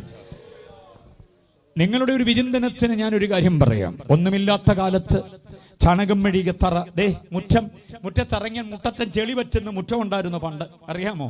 ചാണകം മെഴുകിയ തറ, മൺഭിത്തിയായിരുന്നു. അതിനകത്ത് സൂക്ഷിച്ച് ചാരിയില്ലെങ്കിൽ അകത്തുനിന്ന് ദുഷ്ടജീവികൾ കുത്തി മുറിവേൽപ്പിക്കുന്ന പരുവത്തിലുള്ള വീട്. മനസ്സിലായോ? കാട്ടലിയും വീട്ടലിയും നാട്ടലിയും ചുണ്ടലിയും അടക്കം സകലതും വീട്ടിനകത്ത് ആവാസം. ഇങ്ങനെയുള്ള ചില വീടുകളിൽ കഴിഞ്ഞിരുന്ന കാലത്ത് പ്രാർത്ഥന മുടങ്ങിയില്ല, ആരാധന മുടങ്ങിയില്ല, കുടുംബ പ്രാർത്ഥന മുടങ്ങിയില്ല. അതിനകത്ത് രോഗസൗഖ്യം നടന്നിട്ടുണ്ട്. വിറങ്ങലിക്കുന്ന കുഞ്ഞിനെ എടുത്ത് കൈവച്ചുകൊണ്ട് യേശുവിൻ്റെ നാമത്തിൽ സൗഖ്യമാകട്ടെ എന്ന് പറഞ്ഞപ്പോൾ ആ വീട്ടിനകത്ത് സൗഖ്യം നടന്നിട്ടുണ്ട്. ആത്മീയ ആരാധനകൾ നടന്നിട്ടുണ്ട്. വീട്ടിലെല്ലാവരും കൂടെ ഇരിക്കാൻ പറ്റാഞ്ഞിട്ട് മുറ്റത്തോട്ട് ഇറങ്ങി നിലാവട്ടത്ത് യോഗം നടത്തിയിട്ടുണ്ട്. ആ വീടുകളെയൊക്കെ ദൈവം അനുഗ്രഹിച്ചു. Price the Lord. പക്ഷെ കേൾക്കണോ, ഇതിനപ്പുറത്ത് ഇതെല്ലാം മാറി വലിയ വീടും വലിയ പത്രാസും വലിയ സംഗതികളെല്ലാം കൂടെ വന്നപ്പം ആരാധനയില്ല, പാട്ടില്ല, ആത്മീയമായിരിക്കുന്ന ശുശ്രൂഷകൾ, അങ്ങനെയുള്ള ഇടപാടുകൾ ഒന്നുമില്ലാതെയായി മാറിയിട്ടുണ്ടെന്നുള്ള കാര്യം ഞാൻ പറഞ്ഞാൽ എത്ര പേർക്ക് സമ്മതിക്കാൻ പറ്റും? പണ്ടത്തെ ആ കൃപകൾ നഷ്ടപ്പെട്ടു പോയിട്ട്, പണ്ടത്തെ ആ അനുഭവങ്ങൾ ഇല്ലാതെയായി പോയി. നമ്മളിപ്പോഴും ചിന്തിക്കുന്നത് ദൈവത്തിന് നമ്മളോട് പ്രസാദമാണെന്ന്. പക്ഷെ ഒന്നുകൂടെ പുനർവിചാരണ ചെയ്യാൻ ഇന്ന് രാത്രി ഈ സന്ദേശം നിങ്ങൾക്ക് നൽകി തരികയാണ് ഞാൻ. ആ ഭാഗം അവസാനിപ്പിക്കുക. അപ്പം ഏത് ദൈവമാണ് നമ്മിൽ പ്രസാദിക്കേണ്ടതെന്ന് ഞാൻ പറഞ്ഞു കഴിഞ്ഞു. 2, പ്രസാദത്തിന്റെ പ്രസക്തി എന്താണ് എന്നുള്ള വസ്തുതയും ഞാൻ അറിഞ്ഞു. എന്നെ ഓൺലൈനിൽ ശ്രദ്ധിക്കുന്നവർ കേൾക്കണേ. ഉപജീവനത്തിന്റെ വഴി തേടിയായിരിക്കാം താങ്കൾ മേഘപാളികൾക്കും ഇതേ കൂടെ യാത്ര ചെയ്ത് അങ്ങ് അടുത്ത കോണ്ടിനെന്റിൽ ഇറങ്ങിയത്, അല്ലെങ്കിൽ ഇന്ത്യയുടെ വ്യോമാതിർത്തിക്കപ്പുറത്ത് താങ്കൾ ചേക്കേറിയത്. സ്വസ്ഥമായി ജീവിക്കുവാൻ, സ്വൈര്യമായി ശാന്തമായി കഴിയാനുള്ള സംവിധാനങ്ങളൊക്കെ ദൈവം അവിടെ തന്നിട്ടുണ്ടാകാം. മക്കൾ അവിടെ പെറ്റുകൂട്ടിയതായതുകൊണ്ട് അവർക്ക് അവിടുത്തെ പൗരത്വം ഉണ്ടായിരിക്കാം, അവിടുത്തെ വിദ്യാഭ്യാസമൊക്കെ ഉണ്ടായിരിക്കാം. ഇങ്ങനെ നന്മകൾ ഒത്തിരി വാരിക്കോരി കൂട്ടാൻ പറ്റിയത് കൊണ്ട് ഒരു വിചാരം നഷ്ടപ്പെട്ടിട്ടുണ്ടോ? ദൈവം പ്രസാദിക്കുന്നുണ്ടോ? അതോ ദൈവത്തിന് നീരസമാണോ താങ്കളോട്? തിരിച്ചറിവിലേക്ക് മടങ്ങി വന്നാൽ പ്രാർത്ഥനയോടെ ക്രമീകരിച്ച ഈ കൺവെൻഷൻ അനുഗ്രഹമായി തീരും. ദേശത്തോട് സുവിശേഷം അറിയിക്കുന്ന കാര്യം ഞാൻ മറന്നിട്ടില്ല. ഇന്ന് രാത്രി ദൈവമക്കളോട് പറയുക, നേട്ടങ്ങളുടെ ഭൗതിക വസ്തുക്കളുടെ സമൃദ്ധി ഹേതുവായി ദൈവത്തിന്റെ പ്രസാദം നമുക്ക് നഷ്ടപ്പെട്ട വഴിയിലാണോ നമ്മൾ ജീവിക്കുന്നത് എന്ന കാര്യത്തെ പ്രാർത്ഥനാ മുറിയോട് അകന്നുപോയോ, വേദപുസ്തകത്തോട് അകന്നുപോയോ, കൂട്ടായ്മക്കാരുമായി നല്ല ആന്തരിക രമ്യതയില്ലാതെയായോ, പരിശുദ്ധ തൃത്വവുമായി നമുക്ക് അകതാനിൽ ബന്ധമുണ്ടോ, ദൈവവും പുത്രനും പരിശുദ്ധാത്മാവുമായി ആന്തരിക ബന്ധമുണ്ടോ, നമുക്ക് വേദപുസ്തകത്തിന്റെ വചനങ്ങളെ കർമ്മത്തിന് വേണ്ടി വായിക്കുകയാണോ, അതോ അന്തരാത്മാവിൽ ഒരു ജ്വലനമുണ്ടാകാൻ വേണ്ടി വായിക്കുന്നവർ എത്ര പേരുണ്ട്? പാട്ട് 1-ാം ആവർത്തി, 2-ാം ആവർത്തി, 3-ാം ആവർത്തി കഴിഞ്ഞിട്ട് ഒരനക്കവുമില്ലെങ്കിൽ പിന്നെ പാട്ടുകാര് അതിനകത്ത് ഏതെങ്കിലും ഒരു വരി മാത്രം എടുത്തു പാടുമ്പോൾ ഒരു ചലനമുണ്ടാകുന്നതെങ്കിൽ ശ്രദ്ധിക്കണേ, ദൈവത്തിന് നമ്മളോട് നീരസമായി കഴിഞ്ഞിരിക്കുന്നു. നമ്മുടെ ചില ഇടപാടുകൾ ദൈവത്തിന് നീരസമായി. ഒരു മടക്കയാത്രയ്ക്ക് മനസ്സാകണം. ഞാൻ ഓൾട്ടർക്കോളിലേക്കൊന്നും പോകുന്നില്ല. നമ്മുടെ ആത്മീയതയെ ഒന്ന് പുനർവിചാരണ ചെയ്യാൻ ഈ പ്രസാദവും നീരസവും എന്ന 2 പദങ്ങൾക്കിടയിൽ നമ്മളെ നിർത്തിയിട്ട് ചിന്തിക്കണം നമ്മൾ. അതിന് മനസ്സാകുന്നവർക്ക് ഞാൻ ദൈവത്തെ സ്തുതിക്കുന്നു. കരങ്ങൾ ഉയർത്തി കർത്താവിനെ സ്തുതിക്കാം. ഇനി വിഷയത്തിലേക്ക് വരിക. ദൈവത്തിന് പ്രസാദമുള്ള പ്രവൃത്തി ചെയ്യാൻ ഞങ്ങൾ എന്ത് ചെയ്യണം? അതാണ് ചോദ്യം. യേശു കൊടുത്ത മറുപടി എന്താ? അത് 29-ാമത് വാക്യം, 6:29. 28 ചോദ്യമാണ്, 29ആണ് യേശുവിന്റെ മറുപടി. യേശു പറയുന്ന മറുപടി ഇതാണ്: ദൈവം അയച്ച ഒരുവനുണ്ട്, അവനിൽ നിങ്ങൾ എന്തോ ചെയ്യണം? വിശ്വസിക്കണം. എന്നെ വെളിയിൽ കേൾക്കുന്ന മാന്യപ്രിയപ്പെട്ടവരോട് ഞാൻ പറയാം, എൻ്റെ സുഹൃത്തുക്കൾ ധാരാളം പേര് ഞാൻ നിങ്ങളെ എൻ്റെ കുഞ്ഞനുജനായി, ജ്യേഷ്ഠ സഹോദരനായി, എൻ്റെ മാതാപിതാക്കളായി, എൻ്റെ അങ്കിളായി, ആൻറ്റിയായിട്ടൊക്കെ പരിഗണിച്ചുകൊണ്ട് താങ്കളുടെ പേര് പാപ്പച്ചൻ, കറിയാച്ചൻ, അന്നമ്മ, ജന്നമ്മ, ശോശാമ്മ, മേഴ്സി, ഷൈനിയോ അതൊന്നും എനിക്ക് വിഷയമല്ല.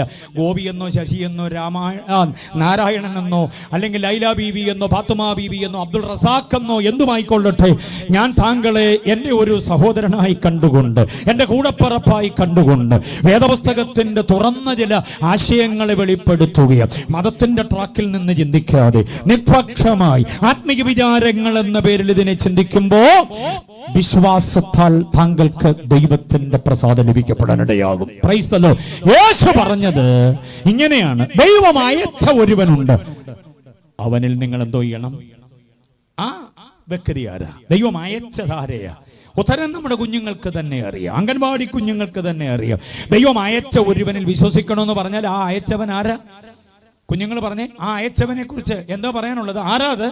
നമ്മുടെ വാഴ്ത്തപ്പെട്ട കർത്താവ്, പ്രാണനാഥൻ, വീണ്ടെടുപ്പുകാരൻ, മഹാദൈവമെന്ന് വിശേഷിപ്പിക്കുന്ന, സത്യദൈവമെന്ന് പറയാവുന്ന, സർവശക്തനെന്ന് പറയാവുന്ന, വീരനാം ദൈവമെന്ന് പറയാവുന്ന നമ്മുടെ കർത്താവ്, കാലത്തിന്റെ കാരണഭൂതൻ, ലോകത്തിന്റെ വിധികർത്താവ്, എന്റെയും നിങ്ങളുടെ പ്രാണന്റെ മേൽ പരമാധികാരമുള്ളവൻ, ഗദ്സമനയിലെ പച്ചമണ്ണിൽ വീണുകിടന്ന് പ്രാർത്ഥിച്ച് പിടിക്കപ്പെട്ട നേരം മുതൽ അവിടെ നിന്ന് അടിച്ചു നടത്തി ഗബധായിൽ കൊണ്ട് എന്ന് തകർത്ത് തരിപ്പണമാക്കി അവിടെ നിന്ന് തന്നെക്കാൾ 3 ഇരട്ടി ഭാരമുള്ള തടിക്കുരിശും വഹിച്ച് 2 നാഴിക ദൂരം നടന്ന് ഗോൽഗോഥായിൽ നമുക്ക് വേണ്ടി പടഞ്ഞു തീർന്ന നസ്രായൻ, ഹല്ലേലൂയ, അവനിൽ വിശ്വസിക്കുന്നവരിൽ ദൈവം പ്രസാദിക്കുന്നത്. എത്ര പേർക്ക് സന്തോഷമുള്ളത്? യേശുവിൽ വിശ്വസിക്കുന്നവരിൽ ദൈവം പ്രസാദിക്കുകയാണ്. അപ്പൊ ദൈവത്തിന്റെ പ്രസാദം ഏത് ദൈവമാ? അത്യുന്നതനായ ദൈവം. ഞാൻ പറഞ്ഞല്ലോ, ആ ദൈവത്തിൽ ദൈവം നമ്മിൽ പ്രസാദിക്കണമെങ്കിൽ മാനവജാതിയുടെ രക്ഷാകര ദൗത്യത്തിന് വേണ്ടി, വീണ്ടെടുപ്പിന്റെ പദ്ധതിക്ക് വേണ്ടി നിത്യനരകത്തിയിലേക്ക് യാത്ര ചെയ്തിരുന്ന നമ്മെ അവിടെ നിന്ന് പിടിച്ചെടുത്ത് ദൈവോന്മുഖമാക്കി മാറ്റിയ ദുഷ്ടന്മാരും ചതിയന്മാരും മായാവികളും വഞ്ചകന്മാരുമായിരുന്ന നമ്മെ അതിൽ നിന്ന് മാറ്റി ദൈവത്തിന് വൃതന്മാരും പ്രിയന്മാരും വിശ്വസ്തന്മാരും നിഷ്കളങ്ക മക്കളുമാക്കാൻ തന്റെ നെഞ്ചിലെ ചോര ഊറ്റിത്തന്ന ആ കർത്താവിൽ വിശ്വസിക്കുന്നവനിലാണ് ദൈവം പ്രസാദിക്കുന്നത്. ഹല്ലേലൂയ. ഉലകം കണ്ട മഹാന്മാർ നിരവധി പേരുണ്ട്. വായിച്ചാലും തീരാത്തതുപോലെ സാഹിത്യകൃതികൾ ഇഷ്ടം പോലെയുണ്ട്. പുസ്തകത്തിന്റെ ശവപ്പറമ്പെന്ന് വിശേഷിപ്പിക്കുന്ന ലൈബ്രറിയുടെ അകത്തളങ്ങളിൽ ആട്ടിയടിക്കി വെച്ചിരിക്കുന്ന വമ്പൻ ഗ്രന്ഥങ്ങളുണ്ട്. പക്ഷെ അതിനകത്തൊന്നും പാപത്തിന്റെ പരിഹാരത്തിന്റെ വഴി പറയാത്തിടത്തോളം അവയേക്കാൾ ശ്രേഷ്ഠമായി ഇന്ന് രാത്രി എന്റെ യേശുവിന്റെ പരമയാഗത്തെ ഈ രാത്രി ഞാൻ ഉയർത്തുകയാണ്. അതിൽ വിശ്വസിക്കുന്നവൻ രക്ഷ പ്രാപിക്കും. ജനിക്കുന്നതിന് മുമ്പ് 39 പുസ്തകങ്ങൾ ആരെക്കുറിച്ചെങ്കിലും എഴുതിയിട്ടുണ്ടോ എന്ന് പറ. ചുമ്മാ യേശു എന്ന് കേൾക്കുമ്പോൾ പെരുവിരൽ മുതൽ തലവരെ, ഉച്ചന്തല വരെ കോപത്തിന്റെ തരിപ്പ് കയറി മുളവടി കൊണ്ട് ഞങ്ങളുടെ മുട്ടുകാർ തല്ലി ഓടിക്കാൻ വരാതെ നീ ശാന്തമായി നിന്ന് ചിന്തിക്കു സുഹൃത്തെ. കള്ളും കഞ്ചാവും കഴിച്ച് നിന്റെ ചിന്താകുലത്തെ ക്ലാവ് പിടിപ്പിച്ച് വല്ലാതെ നടക്കുന്നത് കൊണ്ട് യേശു എന്ന് കേൾക്കുമ്പോഴും ഉപദേശി എന്ന് കേൾക്കുമ്പോഴും തല്ലണം കൊല്ലണം മുളക് പൊടി വാരിച്ചെതറണമെന്നൊക്കെ തോന്നുന്നത്. നീ ശാന്തമായി നിൽക്കേ, എന്നിട്ട് ചിന്തിക്കേ. ഞാൻ ഈ പറയുന്നതിന് മറുപടി താ മാന്യമായി. ജനിക്കുന്നതിനും ആയിരക്കണക്കിന് വർഷങ്ങൾക്ക് മുൻപ് ഒരു വ്യക്തിയെ കുറിച്ച് 39 പുസ്തകം എഴുതിയെന്ന അതാരെ കുറിച്ചാ? കുറച്ച് പറ. Price the Lord. 1-2 പുസ്തകമല്ല, പിന്നെ സ്ത്രീയുടെ സന്തതിയാണെന്ന് ഉൽപ്പത്തി പുസ്തകം, പെസഹ കുഞ്ഞാടാണെന്ന് പുറപ്പാട് പുസ്തകം, മഹാപുരോഹിതനാണെന്ന് ലേവ്യ പുസ്തകം, അടിക്കപ്പെട്ട പാറയാണെന്ന് സംഖ്യാ പുസ്തകം, മോശയെ പോലെ വിശ്വസ്ത പ്രവാചകനാണെന്ന് ആവർത്തന പുസ്തകം, യോശുവെ പോലെ സൈന്യാധിപനാണെന്ന് യോശുവിന്റെ പുസ്തകം, ഉത്തമ ന്യായാധിപനാണെന്ന് ന്യായാധിപന്മാരുടെ പുസ്തകം, നല്ല വീണ്ടെടുപ്പുകാരനാണെന്ന് രൂത്തിന്റെ പുസ്തകം. ആരെക്കുറിച്ച് എഴുതി വെച്ചേക്കുന്നത്? നമ്മൾ ഈ പുസ്തകമൊക്കെ തുറന്നാൽ അബ്രഹാം, ഇസാഖും, ഗോലിയാത്തും, ദാവീദും, ഏലിയാവും അല്ലാതെ യേശു വരുന്നില്ല. അതെന്തോ കുഴപ്പമാണ്. ഈ ഇരിക്കുന്ന ജനമല്ല 400 കഞ്ഞുഭാഷ പറയണമെങ്കിൽ ഏലിയാവിനെ വാളും പിടിപ്പിച്ച് നമ്മൾ ഇറക്കി വിടണം. ഗോലിയാത്തിന്റെ കയ്യിലേക്ക് കവണയും പിടിപ്പിച്ച് ഇറക്കി വിട്ടെങ്കിലേ ജനം ആമേൻ പറയത്തുള്ളൂ. യേശു എന്ന് പറഞ്ഞിരുന്ന കോട്ടുമായിട്ട് കാണിക്കും. ആത്മീയ ലോകത്തിന്റെ ഏറ്റവും വലിയ പുഴുക്കുത്തത നിങ്ങളുടെ ഈ പൾസ് മനസ്സിലാക്കിയിട്ടാണ് യേശുവിനെ അങ്ങ് ബെത്ലഹേമിനെ കണ്ടുകൊണ്ട് അടച്ചു വിട്ടിട്ട് ഈ ഗോലിയാത്തിനെ കൊണ്ട് ആളുകൾ കയറി വരുന്നത്. ഗോലിയാത്ത് എന്ന് പറയുമ്പോൾ മിണ്ടാതിരിക്കണം അവിടെ. ഈ ഗോലിയാത്ത് ഏലിയാവും എല്ലാം കേട്ടിട്ട് ഇപ്പം നമുക്ക് എറിയാനും വെട്ടാനും അല്ലാതെ വേറെ വല്ലതും അറിയാവോ? സഹിക്കാനും ക്ഷമിക്കാനും പൊറുക്കാനും വഹിക്കാനും താങ്ങാനും കരുതാനും ഒന്നും നമുക്ക് അറിയത്തില്ലല്ലോ. നമ്മൾ ക്ഷിപ്രകോപികളാകുന്നു. കുന്തം കൊണ്ട് നടക്കാൻ ശൗലിനെ പോലെ പറ്റത്തില്ലെന്നുകൊണ്ട് നമ്മളൊരു കുന്തം ഉണ്ടാക്കി പോക്കറ്റ് കുത്തിയിട്ടുണ്ട്. ഏതാ? അതുകൊണ്ട് അങ്ങ് എഴുതി ഒതുക്കുക. അതല്ലെങ്കിൽ കീപാഡിനകത്ത് അക്ഷരം പരതി എടുത്ത് നമ്മൾ ഒരുത്തൻ്റെ നേരെ അങ്ങ് പ്രയോഗിക്കുക, അവനെ അങ്ങ് കൊന്നവൻ്റെ നെഞ്ചകത്ത് റീത്തും കൂടെ വെക്കുക നമ്മുടെ അക്ഷര കൂട്ടുകൊണ്ട്. എന്താ കാര്യമെന്നറിയാമോ? കേൾക്കുന്നതെല്ലാം ഈ വിരോധത്തിൻ്റെയും ഈ കൊല്ലും കൊലവിളിയുടെയുമാണ്. പക്ഷേ സ്നേഹത്തിൻ്റെ, സഹനത്തിൻ്റെ, ത്യാഗത്തിൻ്റെ, ഉൾക്കൊള്ളലിൻ്റെ, വഹനത്തിൻ്റെ ഒക്കെ ഒരാളത്വം എൻ്റെ യേശു മാത്രമാണെന്ന് പറഞ്ഞാൽ അതിനെ കരമടിച്ച് സ്തോത്രം പറയാൻ എത്ര പേരുണ്ട്? യേശുവിനെ കേൾക്കണം. 1 ശമൂവേലിന്റെ പുസ്തകം മുതൽ 2 ദിനവൃത്താന്തം വരെയുള്ള പുസ്തകങ്ങളിൽ യേശു നിത്യരാജാവാണ്. അറിയാമോ? സിംഹാസനം നഷ്ടപ്പെടാത്ത നിത്യനായ രാജാവ്. 40 കൊല്ലം, 60 കൊല്ലം, 52 കൊല്ലം, 8 മാസം, 8 വർഷമൊക്കെ ഭരിച്ച് 42 രാജാക്കന്മാർ ഒഴിഞ്ഞു പോകുക. ഇസ്രായേലിന്റെ ഭരണസാരഥ്യം. വടക്കേ രാഷ്ട്രം തെക്കേ രാഷ്ട്രത്തിലൂടെ ആകെ ഭരിച്ചത് 42 രാജാക്കന്മാർ. സംയുക്ത ഭരണകാലത്ത് 3 രാജാക്കന്മാർ, ബാക്കിയുള്ളവർ എല്ലാവരെയും കൂടെ മൊത്തത്തിൽ 42 രാജാക്കന്മാർ. പക്ഷെ സിംഹാസനം ഒഴിയാത്ത ഒരേ ഒരു രാജാവ് ഇറങ്ങി വരാൻ പോവുകയാണ്. ഇവിടുത്തെ പ്രത്യേക ശാസ്ത്രങ്ങൾ, രാഷ്ട്രീയ മീമാംസകൾ, തത്വസംഹിതകൾ, ആചാരങ്ങൾ, അനുഷ്ഠാനങ്ങളെല്ലാം 8 മടക്കി വേസ്റ്റ് ബിന്നിലേക്ക് തട്ടിയിട്ട് ഒരു പുത്തൻ വ്യവസ്ഥിതിയോടുകൂടെ ഈ രാജ്യം സത്യധർമ്മ ന്യായ നീതിയോടുകൂടെ ഭരിക്കപ്പെടുന്ന ഒരു വ്യവസ്ഥിതി ഇവിടെ വരും എന്ന് ഞാൻ പറഞ്ഞാൽ വിശ്വസിക്കുന്നവർ എത്ര പേരുണ്ട്? ഇവിടെ വിഷം ചേർത്ത മുളക് പൊടിക്ക് വരെ ഇവിടെ അനുവാദമാണ്. എന്നെ വ്യവസ്ഥിതിയാന്ന് പറഞ്ഞു. ഇതിന് പരസ്യം പറയുന്ന പുള്ളികളൊന്നും ഇതൊന്നും വാങ്ങിക്കുന്നില്ല, നമ്മളെ കൊണ്ട് വാങ്ങിപ്പിക്കുകയാണ് കാശും വാങ്ങിച്ചിട്ട്. കുഞ്ഞുങ്ങൾ കഴിക്കുന്ന ലേസ്, കുറുകുറു, പിന്നെന്തൊക്കെയാണ്, മഞ്ച്, പിന്നെ അതും ഇതുമെല്ലാം ചോക്ലേറ്റ് അടക്കം മുഴുവനും പ്ലാസ്റ്റിക്കിലാണ് പൊതിഞ്ഞിരിക്കുന്നത്. സൂപ്പർ മാർക്കറ്റിൽ ചെന്ന പഞ്ചാര, കാപ്പിപ്പൊടി അടക്കമുള്ള സകലതും എന്തിനാണ് വെച്ചിരിക്കുന്നത്? പ്ലാസ്റ്റിക് കൂടിനകത്താണ്. ഇതെല്ലാം കൂടെ വാങ്ങിച്ചുകൊണ്ട് നമ്മളൊരു പ്ലാസ്റ്റിക് കവറിനകത്ത് ഇട്ടുകൊണ്ട് വന്നാൽ പോലീസ് പിടിക്കും. പുള്ളി അത് പിടിച്ചോണ്ട് വീട്ടിൽ വരെ കൊണ്ടുവന്നിരുന്ന കുഴപ്പമില്ലായിരുന്നു. പുള്ളി പിടിക്കുമെന്നാണ്. ഞാൻ കഴിഞ്ഞ ദിവസം വാങ്ങിച്ചപ്പോൾ പറയാം ഇത് പോലീസ് പിടിക്കും. ഞാൻ പറഞ്ഞു പോലീസ് പിടിക്കണ്ട, ഞാൻ തന്നെ പിടിച്ചോണ്ട് പോക്കാളാം. അല്ല പാസ്റ്റേ, ഇത് കൊണ്ടുപോയാൽ പോലീസ് പിടിക്കും. ഞാൻ പറഞ്ഞു ഈ സാധനമെല്ലാം പ്ലാസ്റ്റിക് കവറിനകത്തല്ലേ. ഈ മുതലാളിമാരുമായിട്ടൊരു ടൈപ്പായിട്ട് സാധാരണക്കാരൻ പ്ലാസ്റ്റിക്കും കൊണ്ട് നടന്നാൽ അവനെ പിടിച്ചകത്താക്കുക. ഇരട്ടത്താപ്പിന്റെ നയങ്ങളും നിയമങ്ങളും ഇവിടെ. ഇതെല്ലാം കൂടെ വകഞ്ഞു മാറ്റിയിട്ട് നീതിയോടെ ഭരിക്കാൻ ഒരുവൻ വരാനിരിക്കുന്നതേ ഉള്ളൂ. അവന്റെ യേശുവ. വിശ്വസിക്കുന്നവർ എത്ര പേരുണ്ട്? വിശ്വസിക്കുന്നവർ എത്ര പേരുണ്ട്? നീതിയോടെ ഒരു രാജാവ്. ഒരു മലയിളകി വരുന്ന പോലെ വരിക. ടോറസിന്റെ ലോറി, ടിപ്പറിന്റെ ലോറി. ആ ഡ്രൈവർക്ക് ബെൽറ്റ് ഇടണ്ട, ഓട്ടോ ഓടിക്കുന്നവന് ബെൽറ്റ് ഇടണ്ട. മനസ്സിലാകുന്നുണ്ടോ? ഒരു 800 ഒരുത്തൻ ഇറങ്ങിയ അത്യാവശ്യത്തിന് പാല് വാങ്ങിക്കാൻ അങ്ങോട്ട് ഇറങ്ങിയതാ. അവൻ ബെൽറ്റ് ഇട്ടില്ല എന്നുള്ള കാരണത്താൽ അവന്റെ പാല് കൂടി പൊട്ടി. നിയമങ്ങളുടെ പഴുതാ ഞാൻ ഈ പറയുന്നത്, നിയമങ്ങളുടെ വ്യത്യസ്തതകളാണ് ഞാൻ ഈ പറയുന്നത്. എന്താ ലോകത്തിന്റെ വ്യവസ്ഥിതി? ഏത് തരത്തിലേക്കാണ് ഈ കാര്യങ്ങൾ നീങ്ങിക്കൊണ്ടിരിക്കുന്നത്? പ്ലാസ്റ്റിക് നിർമ്മാർജ്ജനം എന്ന് പറഞ്ഞാൽ ഒരിടത്തും ഒരു പ്ലാസ്റ്റിക്കും കാണാൻ പാടില്ല. പ്ലാസ്റ്റിക് കസേരയിലാണ് ഇരിക്കുന്നത്, ആണോ? ഇതെന്നെ തടിയാക്കാത്ത? ഇവിടെ പ്ലാസ്റ്റിക് തൂക്കി പിടിക്കുമ്പോൾ മാത്രമേ എന്താ അസുഖം വരുന്നത്? ഇതിനകത്തല്ലേ ഇരിക്കുന്നത്.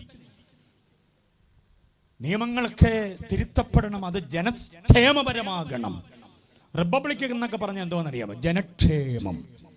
അതാണ് റിപ്പബ്ലിക്കിന്റെ വാക്കിന്റെ അർത്ഥം തന്നെ, ജനക്ഷേമമെന്ന. ഇവിടെ ക്ഷേമമല്ല, ക്ഷാമമാണ്. ശ്വാസം മുട്ടുക, പുറത്തിറങ്ങാൻ പറ്റത്തില്ല. ചുമ്മാ നടന്നു പോകുമ്പോഴും പേടിയാണ് നമുക്ക്. അയ്യോ ബെൽറ്റ് ഇട്ടിട്ടുണ്ടോ?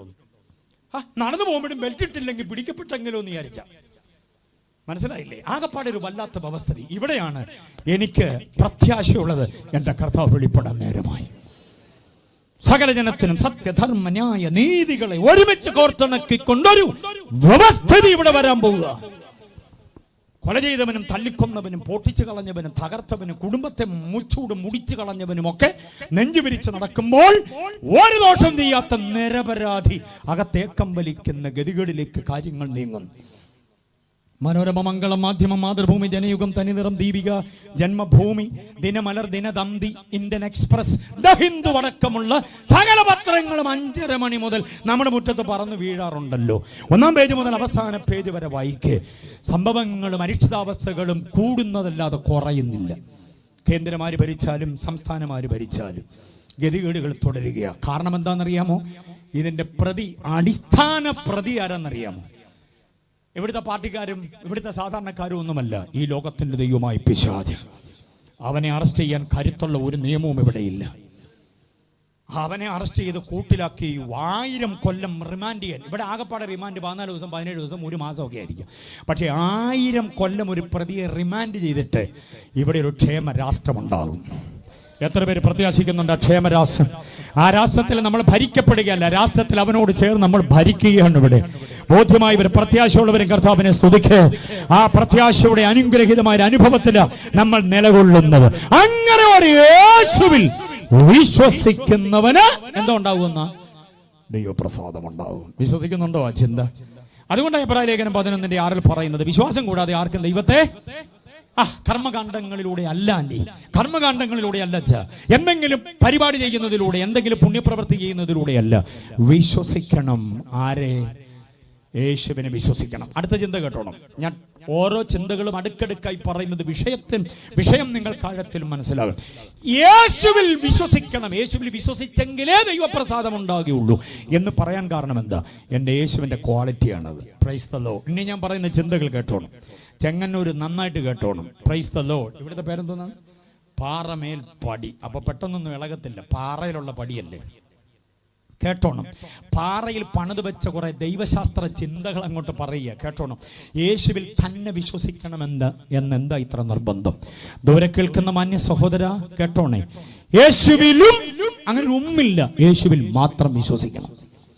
അപ്പോഴാണ് ദൈവപ്രസാദം ഉണ്ടാകുന്നത്. ഇനി ഞാൻ പറയാൻ പോകുന്ന യേശുവിനെ കുറിച്ച്. യേശുവിൻ്റെ ഒരു 6-7 കൂട്ടം യോഗ്യതകൾ അങ്ങോട്ട് പറയാം. അങ്ങനെ വിശ്വസിക്കണം. അല്ലാതെ യേശുവിൻ്റെ പനിക്ക് ഒരു നല്ല വൈദ്യനാണെന്നും മുഴ മാറ്റാൻ പറ്റിയ ഒരു നല്ല നാട്ടുവൈദ്യനാണെന്നും മാത്രം വിശ്വസിച്ചാൽ പോരാ. ക്രൈസ്തവർ യേശുവിനെ വിശ്വസിക്കുന്നത് അങ്ങനെ, മനസ്സിലായോ? അത്യാവശ്യം വീക്കെന്താക്കം, മുട്ടൽ, ചതവേ, പൊള്ളൽ, ഇതിനെല്ലാം സൗഖ്യം വരണം. അതിന് ഞാൻ യേശുവിനെ വിശ്വസിക്കുന്നു. പക്ഷേ എനിക്കും കൂടെ ഒന്ന് പ്രാർത്ഥിക്കണേ എന്നും പറഞ്ഞ് തല കൊണ്ട് ഇങ്ങനെ തരുന്നവരുണ്ട്. ഒന്ന് കൈവെക്കണേ, ഒന്ന് ബ്ലസ് ചെയ്യണേ. പാസേ എന്താ കാര്യം? 10-25 കൊല്ലമായി കൂടെ കൂടിയ ഒരു ബാധയാ കൊടിഞ്ഞി. എന്ന് പറഞ്ഞാൽ അറിയാവോ എന്തെന്നാ? മൈഗ്രെയിൻ, തലവേദനയും ഭയങ്കരമാണ്. കൊടിഞ്ഞി. എത്ര വർഷമായി? 25 വർഷം. എന്തോ ആന്റിയുടെ പേര്? പൊടിയമ്മ കൊടിഞ്ഞിയുമായി നടക്കാൻ തുടങ്ങിയിട്ട് 25 കൊല്ലം. കൃപയുള്ള ദൈവദാസൻ തലയിലോട്ട് കൈവച്ചിട്ട് യേശുവിന്റെ നാമത്തിൽ വട്ടമിട്ട് പോരാടുന്ന കൊടിഞ്ഞിയുടെ ശക്തിയെ ശാസിക്കുന്നു, ഭത്സിക്കുന്നു എന്ന് പറയുമ്പോൾ കൊടിഞ്ഞിയുടെ വഴിക്ക് പോകും. പൊടിയമ്മയുടെ വഴിക്കും പോകും. പിന്നെ പൊടിയമ്മ യേശുവിന്റെ അടുക്കൽ വരണമെങ്കിൽ അടുത്ത കൊടിഞ്ഞി വരണം. ചുരുക്കി പറഞ്ഞാൽ യേശുവിലുള്ള വിശ്വാസം രോഗസൗഖ്യത്തിന് വേണ്ടി മാത്രം. യേശുവിലുള്ള വിശ്വാസം സാമ്പത്തികത്തിന് വേണ്ടി മാത്രം. യേശുവിലുള്ള വിശ്വാസം കൊച്ചിനെ കെട്ടിക്കാൻ വഴി തുറക്കപ്പെടേണ്ടതിന് വേണ്ടി മാത്രം. യേശുവിലുള്ള വിശ്വാസം ചെറുക്കന് UK-യിൽ പോകാനുള്ള വഴി ഒരുക്കപ്പെടണം, അല്ലെങ്കിൽ അങ്ങ് കാനഡയിൽ, അല്ലെങ്കിൽ അങ്ങ് ന്യൂയോർക്കിൽ. ഇതിനു വേണ്ടി മാത്രം യേശുവിൽ വിശ്വസിക്കുന്നവരുണ്ട്. അങ്ങനെ വിശ്വസിച്ചാൽ പോരാ. അങ്ങനെയൊക്കെ വിശ്വസിച്ചോ കർത്താവ് ഇതൊക്കെ തരും. പക്ഷേ അതിനപ്പുറം വിശ്വാസത്തിന് വേറൊരു തലമുണ്ട്. ദൈവം പ്രസാദിക്കാനൊരു തലമുണ്ട്. ഈ പറഞ്ഞ സംഗതികളൊക്കെ കർത്താവ് തരും. കാരണം കർത്താവ് കരുത്തുള്ളവനാ. മനസ്സിലായോ? അങ്ങനെ വിശ്വസിക്കുന്നവരിൽ ഇതെല്ലാം കിട്ടുമോ? ഇതെല്ലാം കിട്ടും. പക്ഷേ ഒടുക്കം കർത്താവ് പറയും, ഞാൻ നിന്നെ അറിയുന്നില്ല. കർത്താവ് അങ്ങനെ പറയില്ല. അവിടുത്തെ കൺവെൻഷൻ ആദ്യത്തെ ദിവസം മുതലേ ആ നീലക്കസേര ഞാനുണ്ടായിരുന്നു. പ്രസംഗനെ മറയാതിരിക്കാൻ ഞാൻ അങ്ങനെ നേരിട്ട് അദ്ദേഹത്തെ നോക്കി അത് മൊത്തം കുറിച്ചെടുത്തുകൊണ്ട് വന്ന പാടിയ പാട്ടിനൊപ്പം ഞാനുണ്ടായിരുന്നു. അങ്ങനെ പറയല്ലേ. അവിടുത്തെ പാറമേൽ കൺവെൻഷനിൽ ഞാനുണ്ടായിരുന്നു. എന്നെ ഒന്ന് സൂക്ഷിച്ച് നോക്ക് കർത്താവ്. ഒത്തിരി പേരുള്ളത് കൊണ്ട് ചിലപ്പം മറന്നുപോയതായിരിക്കും. കർത്താവ് പറയുന്നു, അങ്ങനെ മറവി വരത്തില്ല. ഞാൻ മറക്കാത്തവനല്ലേ, ഞാൻ മാറാത്തവനല്ലേ. അതുകൊണ്ട് എനിക്ക് മറവി വന്നതല്ല, നിന്നെ ഞാൻ അറിയുന്നില്ല. കർത്താവ് ആര് കൺവെൻഷനായി എനിക്ക് സൗഖ്യം കിട്ടി. അങ്ങനെ സൗഖ്യം ഒത്തിരി പേർക്ക് കിട്ടിയിട്ടുണ്ടല്ലോ. ഞാൻ നിന്നെ അറിയുന്നില്ല. അപ്പൊ പിന്നെ കർത്താവ് ആരെ ഈ അറിയുന്നതെന്ന് അറിയാമോ? തിമോഥെയോസിന്റെ ലേഖനത്തിൽ പൗലോസ് ഇങ്ങനെ പറയുന്നുണ്ട്, കർത്താവ് തനിക്കുള്ളവരെ അറിയുന്നു. കർത്താവ് തനിക്കുള്ളവരെ അറിയുന്നു. ഈ തനിക്കുള്ളവരാരാ? ഉപദേശത്തിൽ നിൽക്കുന്നവരാ, യേശുവിന്റെ ഉപദേശത്തിൽ നിൽക്കുന്നവരാ. 2 യോഹന്നാന്റെ ലേഖനം 9-ാം വാക്യം, 2 യോഹന്നാൻ 9-ൽ ഇങ്ങനെ പറയുന്നു, ക്രിസ്തുവിന്റെ ഉപദേശത്തിൽ നിലനിൽക്കാതെ അതിർ കടന്നു പോകുന്ന ഒരുത്തനും, ബാക്കി പറ, ദൈവമില്ല. കണ്ടോ? ആരുടെ ഉപദേശത്തിൽ നിൽക്കണം? ആരാന്റെ എഴുതി ഉണ്ടാക്കിയ ഉപദേശത്തിലല്ല, ക്രിസ്തുവിന്റെ ഉപദേശത്തിൽ. അതിന് 2 ആശയമാണ്. ക്രിസ്തുവിന്റെ ഉപദേശം എന്ന് പറഞ്ഞാൽ ശ്രദ്ധിച്ചു കേട്ടോണം. ക്രിസ്തുവിന്റെ ഉപദേശം, ക്രിസ്തു ആരാണെന്ന ഉപദേശം. 2, ക്രിസ്തു എന്ത് പഠിപ്പിച്ചു എന്ന ഉപദേശം. ഇത് രണ്ടും കൂടെ സമഞ്ജസമായി സമ്മേളിപ്പിച്ചിട്ട് ആ ഉപദേശത്തിൽ നിൽക്കുന്നവനിൽ ആ ദൈവം പ്രസാദിക്കുന്നത്. അവരാ ദൈവത്തിനുള്ളവർ. അല്ലാതെ ഒരു ക്രൈസ്തവ പേര് കിട്ടി എന്നുള്ളത് കൊണ്ടോ വീട്ടുപേരും രഹബോത്ത്, പെനിയേൽ എന്നൊക്കെ പറഞ്ഞ് ഇട്ടത് കൊണ്ടൊന്നും ആയില്ല. ചിലരുടെ വീടിന്റെ പേര് കേട്ടാൽ പോക്ക ക്രിസ്ത്യാനിയാണെന്ന് തോന്നും. ഖാനാ എന്നാണ് വീട്, ബഥേൽ എന്നാണ് വീട്, പെനിയേൽ എന്നാണ് വീട്. പോപ്പും മൂട്ടിൽ എന്നോ, മരുതി മൂട്ടിലെന്നോ, ആഞ്ഞിമൂട്ടിലെന്നോ, അല്ലെങ്കിൽ പള്ളി വീട്ടിലെന്നോ, പള്ളിത്തെക്കേതിലെന്നോ ഒക്കെ വീട്ടുപേരുണ്ടാകാം. ഒരുപക്ഷെ ഞാൻ ഈ പറഞ്ഞ പേരുകാരെങ്കിലും ഇവിടെയൊക്കെ ഉണ്ടാകാം. അങ്ങനെയൊന്നും ഇട്ടതുകൊണ്ട് ദൈവം പ്രസാദിക്കണമെന്നില്ല. പിന്നെ ദൈവം പ്രസാദിക്കണമെങ്കിൽ ക്രിസ്തു ആരാണെന്ന ഉപദേശം, രണ്ട് ക്രിസ്തു എന്ത് പഠിപ്പിച്ചു എന്ന ഉപദേശം. ക്രിസ്തു ആരാണെന്ന ഉപദേശത്തിന് ഞാനൊരു 5-6 കൂട്ടം കാര്യം പറയാമെന്ന് പറഞ്ഞത് ശ്രദ്ധിച്ചു കേട്ടോണം. ഒന്ന്, യേശു ഏക ദൈവമാണെന്ന് വിശ്വസിക്കണം. എത്ര പേര് ഏറ്റെടുക്കുമത്? ദൈവങ്ങളുടെ കൂട്ടത്തിൽ ഒരു ദൈവമെന്നല്ല, ഏകസത്യ ദൈവമാണ് യേശു എന്ന് വിശ്വസിക്കുന്നവർ എത്ര പേരുണ്ട്? അങ്ങനെ വിശ്വസിക്കുന്നവരിൽ ആ പ്രസാദം ഇറങ്ങി വരുന്നത്. അപ്പൊ ഏക ദൈവം. രണ്ട്, ഏക കർത്താവാണ്. ലോകത്തിൽ ഒത്തിരി കർത്താക്കന്മാരുള്ള കൂട്ടത്തിലൊരു കർത്താവല്ല യേശു. എൻ്റെ യേശു ഏക കർത്താവാണ്. യേശുവിനെ കുറിച്ച് അങ്ങോട്ട് പറയാൻ ഇങ്ങനെ തുടങ്ങിയാലുണ്ടല്ലോ, എന്തെന്ത് ചിന്തകളാ വരുന്നതെന്നറിയാമോ? ഒന്ന്, കുഞ്ഞുങ്ങളൊക്കെ ശ്രദ്ധിച്ച് കാണാതെ പഠിച്ചോണം മക്കളെ. ഒന്നാമത്, യേശു ആരാ? ഏക ദൈവമാണ്. രണ്ടാമത് ആരാ? ഇപ്പോഴേ മറന്നോ സംഭവം. ഒന്നാമത്തെ എന്താ പറഞ്ഞേ? ഏക ദൈവമാണ്. രണ്ടാമത് എന്താ പറഞ്ഞേ? ഏക കർത്താവാണ്. ഏക കർത്താവാണ്. അടുത്തത്, ഏക രക്ഷകനാണ് യേശു. ഏക രക്ഷകൻ. വേറെ രക്ഷകന്മാരില്ല. ആത്മാവിന് രക്ഷ നൽകുവാൻ, നിത്യനരകത്തിന്റെ ശിക്ഷാവധിയിൽ നിന്ന് രക്ഷിക്കുവാൻ യേശുവല്ലാതെ വേറെ രക്ഷകൻ ഇല്ലെന്ന് പഠിക്കണം. ഏകരക്ഷകന. 3 കാര്യം കേട്ടോ. 3 വെച്ച് പഠിക്കാം. അപ്പൊ നിങ്ങൾക്ക് അത് ഓർത്തിരിക്കാൻ എളുപ്പമുണ്ട്. മോനെ, ആദ്യം പറഞ്ഞ 3 കാര്യം കേട്ടോ. 1, ഏക ദൈവം. 2, ഏക കർത്താവ്. 3, ഏക രക്ഷകൻ. കണ്ടോ, ഇങ്ങനെ അങ്ങോട്ട് വിശ്വസിക്കണം. രക്ഷകന്മാരുടെ കൂട്ടത്തിൽ രക്ഷകനല്ല, കർത്താക്കന്മാരുടെ കൂട്ടത്തിലൊരു കർത്താവല്ല, ദൈവങ്ങളുടെ കൂട്ടത്തിൽ കൊള്ളാവുന്ന ഒരു ദൈവമല്ല, ഏക ദൈവമാണ് യേശു. ഇത് പറയുമ്പം രക്തസമ്മർദ്ദം കൂടിയിട്ടൊന്നും കാര്യമില്ല. വേദപുസ്തകത്തെ നെഞ്ചോടടുപ്പിച്ച ഞങ്ങൾ ഇത് പറയുന്നത്, ഈ പുസ്തകത്തെ അവലംബമാക്കിക്കൊണ്ട് പറയുക. യേശു ഈ 3 കാര്യങ്ങളിൽ ഒട്ടും പുറകോട്ടല്ല. യേശു മാത്രമാണ് ഏക ദൈവം, ഏക കർത്താവ്, ഏക രക്ഷകൻ. ആകാശത്തിന്റെ കീഴിൽ മനുഷ്യരുടെ നൽകപ്പെട്ട ഒറ്റ നാമം. എന്തിന്? രക്ഷിക്കപ്പെടേണ്ടതിന് വേണ്ടി. വേറൊരുത്തനിലും രക്ഷയില്ല, വേറൊരുത്തിയിലും രക്ഷയില്ല, വേറെ ഒരിടത്തും രക്ഷയില്ല, വേറെ ആരിലും രക്ഷയില്ല, വേറെ ഒന്നിനും രക്ഷയില്ല എന്ന് വിശ്വസിക്കുന്നവർ കർത്താവിനെ സ്തുതിക്കുക. ഏകരക്ഷകനും ഏക കർത്താവുമാണ് എൻ്റെ യേശു. അങ്ങനെ അങ്ങോട്ട് വിശ്വസിക്കണം. അടുത്ത വിശ്വാസത്തിന്റെ സംഗതി കേട്ടോണം. അടുത്ത 3 കാര്യങ്ങൾ ഞാൻ പറയാം, ശ്രദ്ധിച്ചോണം. 3 ചിന്തകൾ വെച്ച് പഠിച്ചു പോകും. അടുത്ത 3 കാര്യം, യേശു ഏക അവതാരമാണ്. മനസ്സിലായോ? യേശു ആരാ? മനുഷ്യനെ പാപത്തിന്റെ അഗ്നിച്ചൂളയിൽ നിന്ന്, ദൈവശിക്ഷാവധിയിൽ നിന്ന് വലിച്ചെടുക്കേണ്ടതിന് ഇവിടെ അവതരിച്ച അവതാരം, ദ ഇൻകാർണേഷൻ, അതല്ലെങ്കിൽ ദ മാനിഫെസ്റ്റേഷൻ.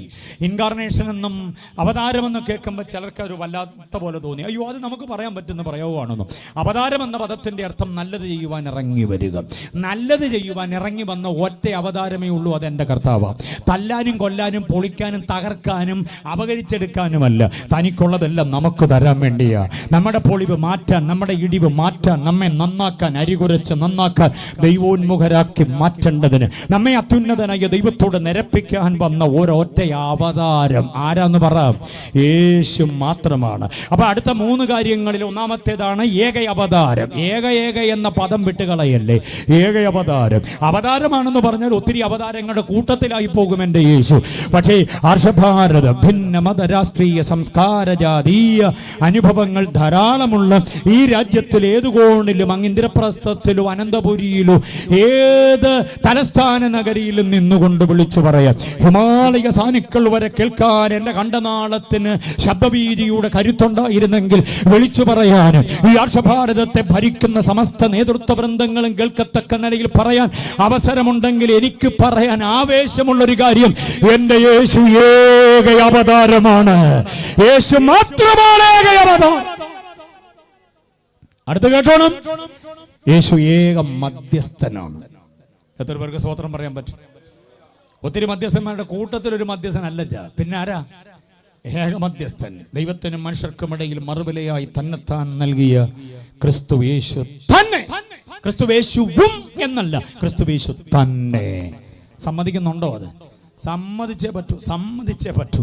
ഞങ്ങൾക്ക് വേണ്ടിയും കൂടെ അപേക്ഷിക്കണമെന്ന് പറഞ്ഞു ഒത്തിരി പേരെ നമ്മൾ ആണി ചോരിക്ക് അങ്ങനെ നിരത്തി നിർത്തിയിട്ടുണ്ട്. വെറുതെയാ ഒരു കുഞ്ഞു വാക്യം കൊണ്ട് പോലും തെളിവ് കൊടുക്കാനാവാത്ത, വേദപുസ്തകം സമ്മതിക്കാത്ത കുറെ പാരമ്പര്യങ്ങളും ആചാരങ്ങളും ക്രൈസ്തവീയതയിലേക്ക് കുത്തിത്തിരികിയിട്ട് വല്ലാത്ത പ്രതിസന്ധി ഉണ്ടാക്കുന്ന ഒരു കുഞ്ഞു വാക്യം പോലും അതിന് തെളിവില്ല.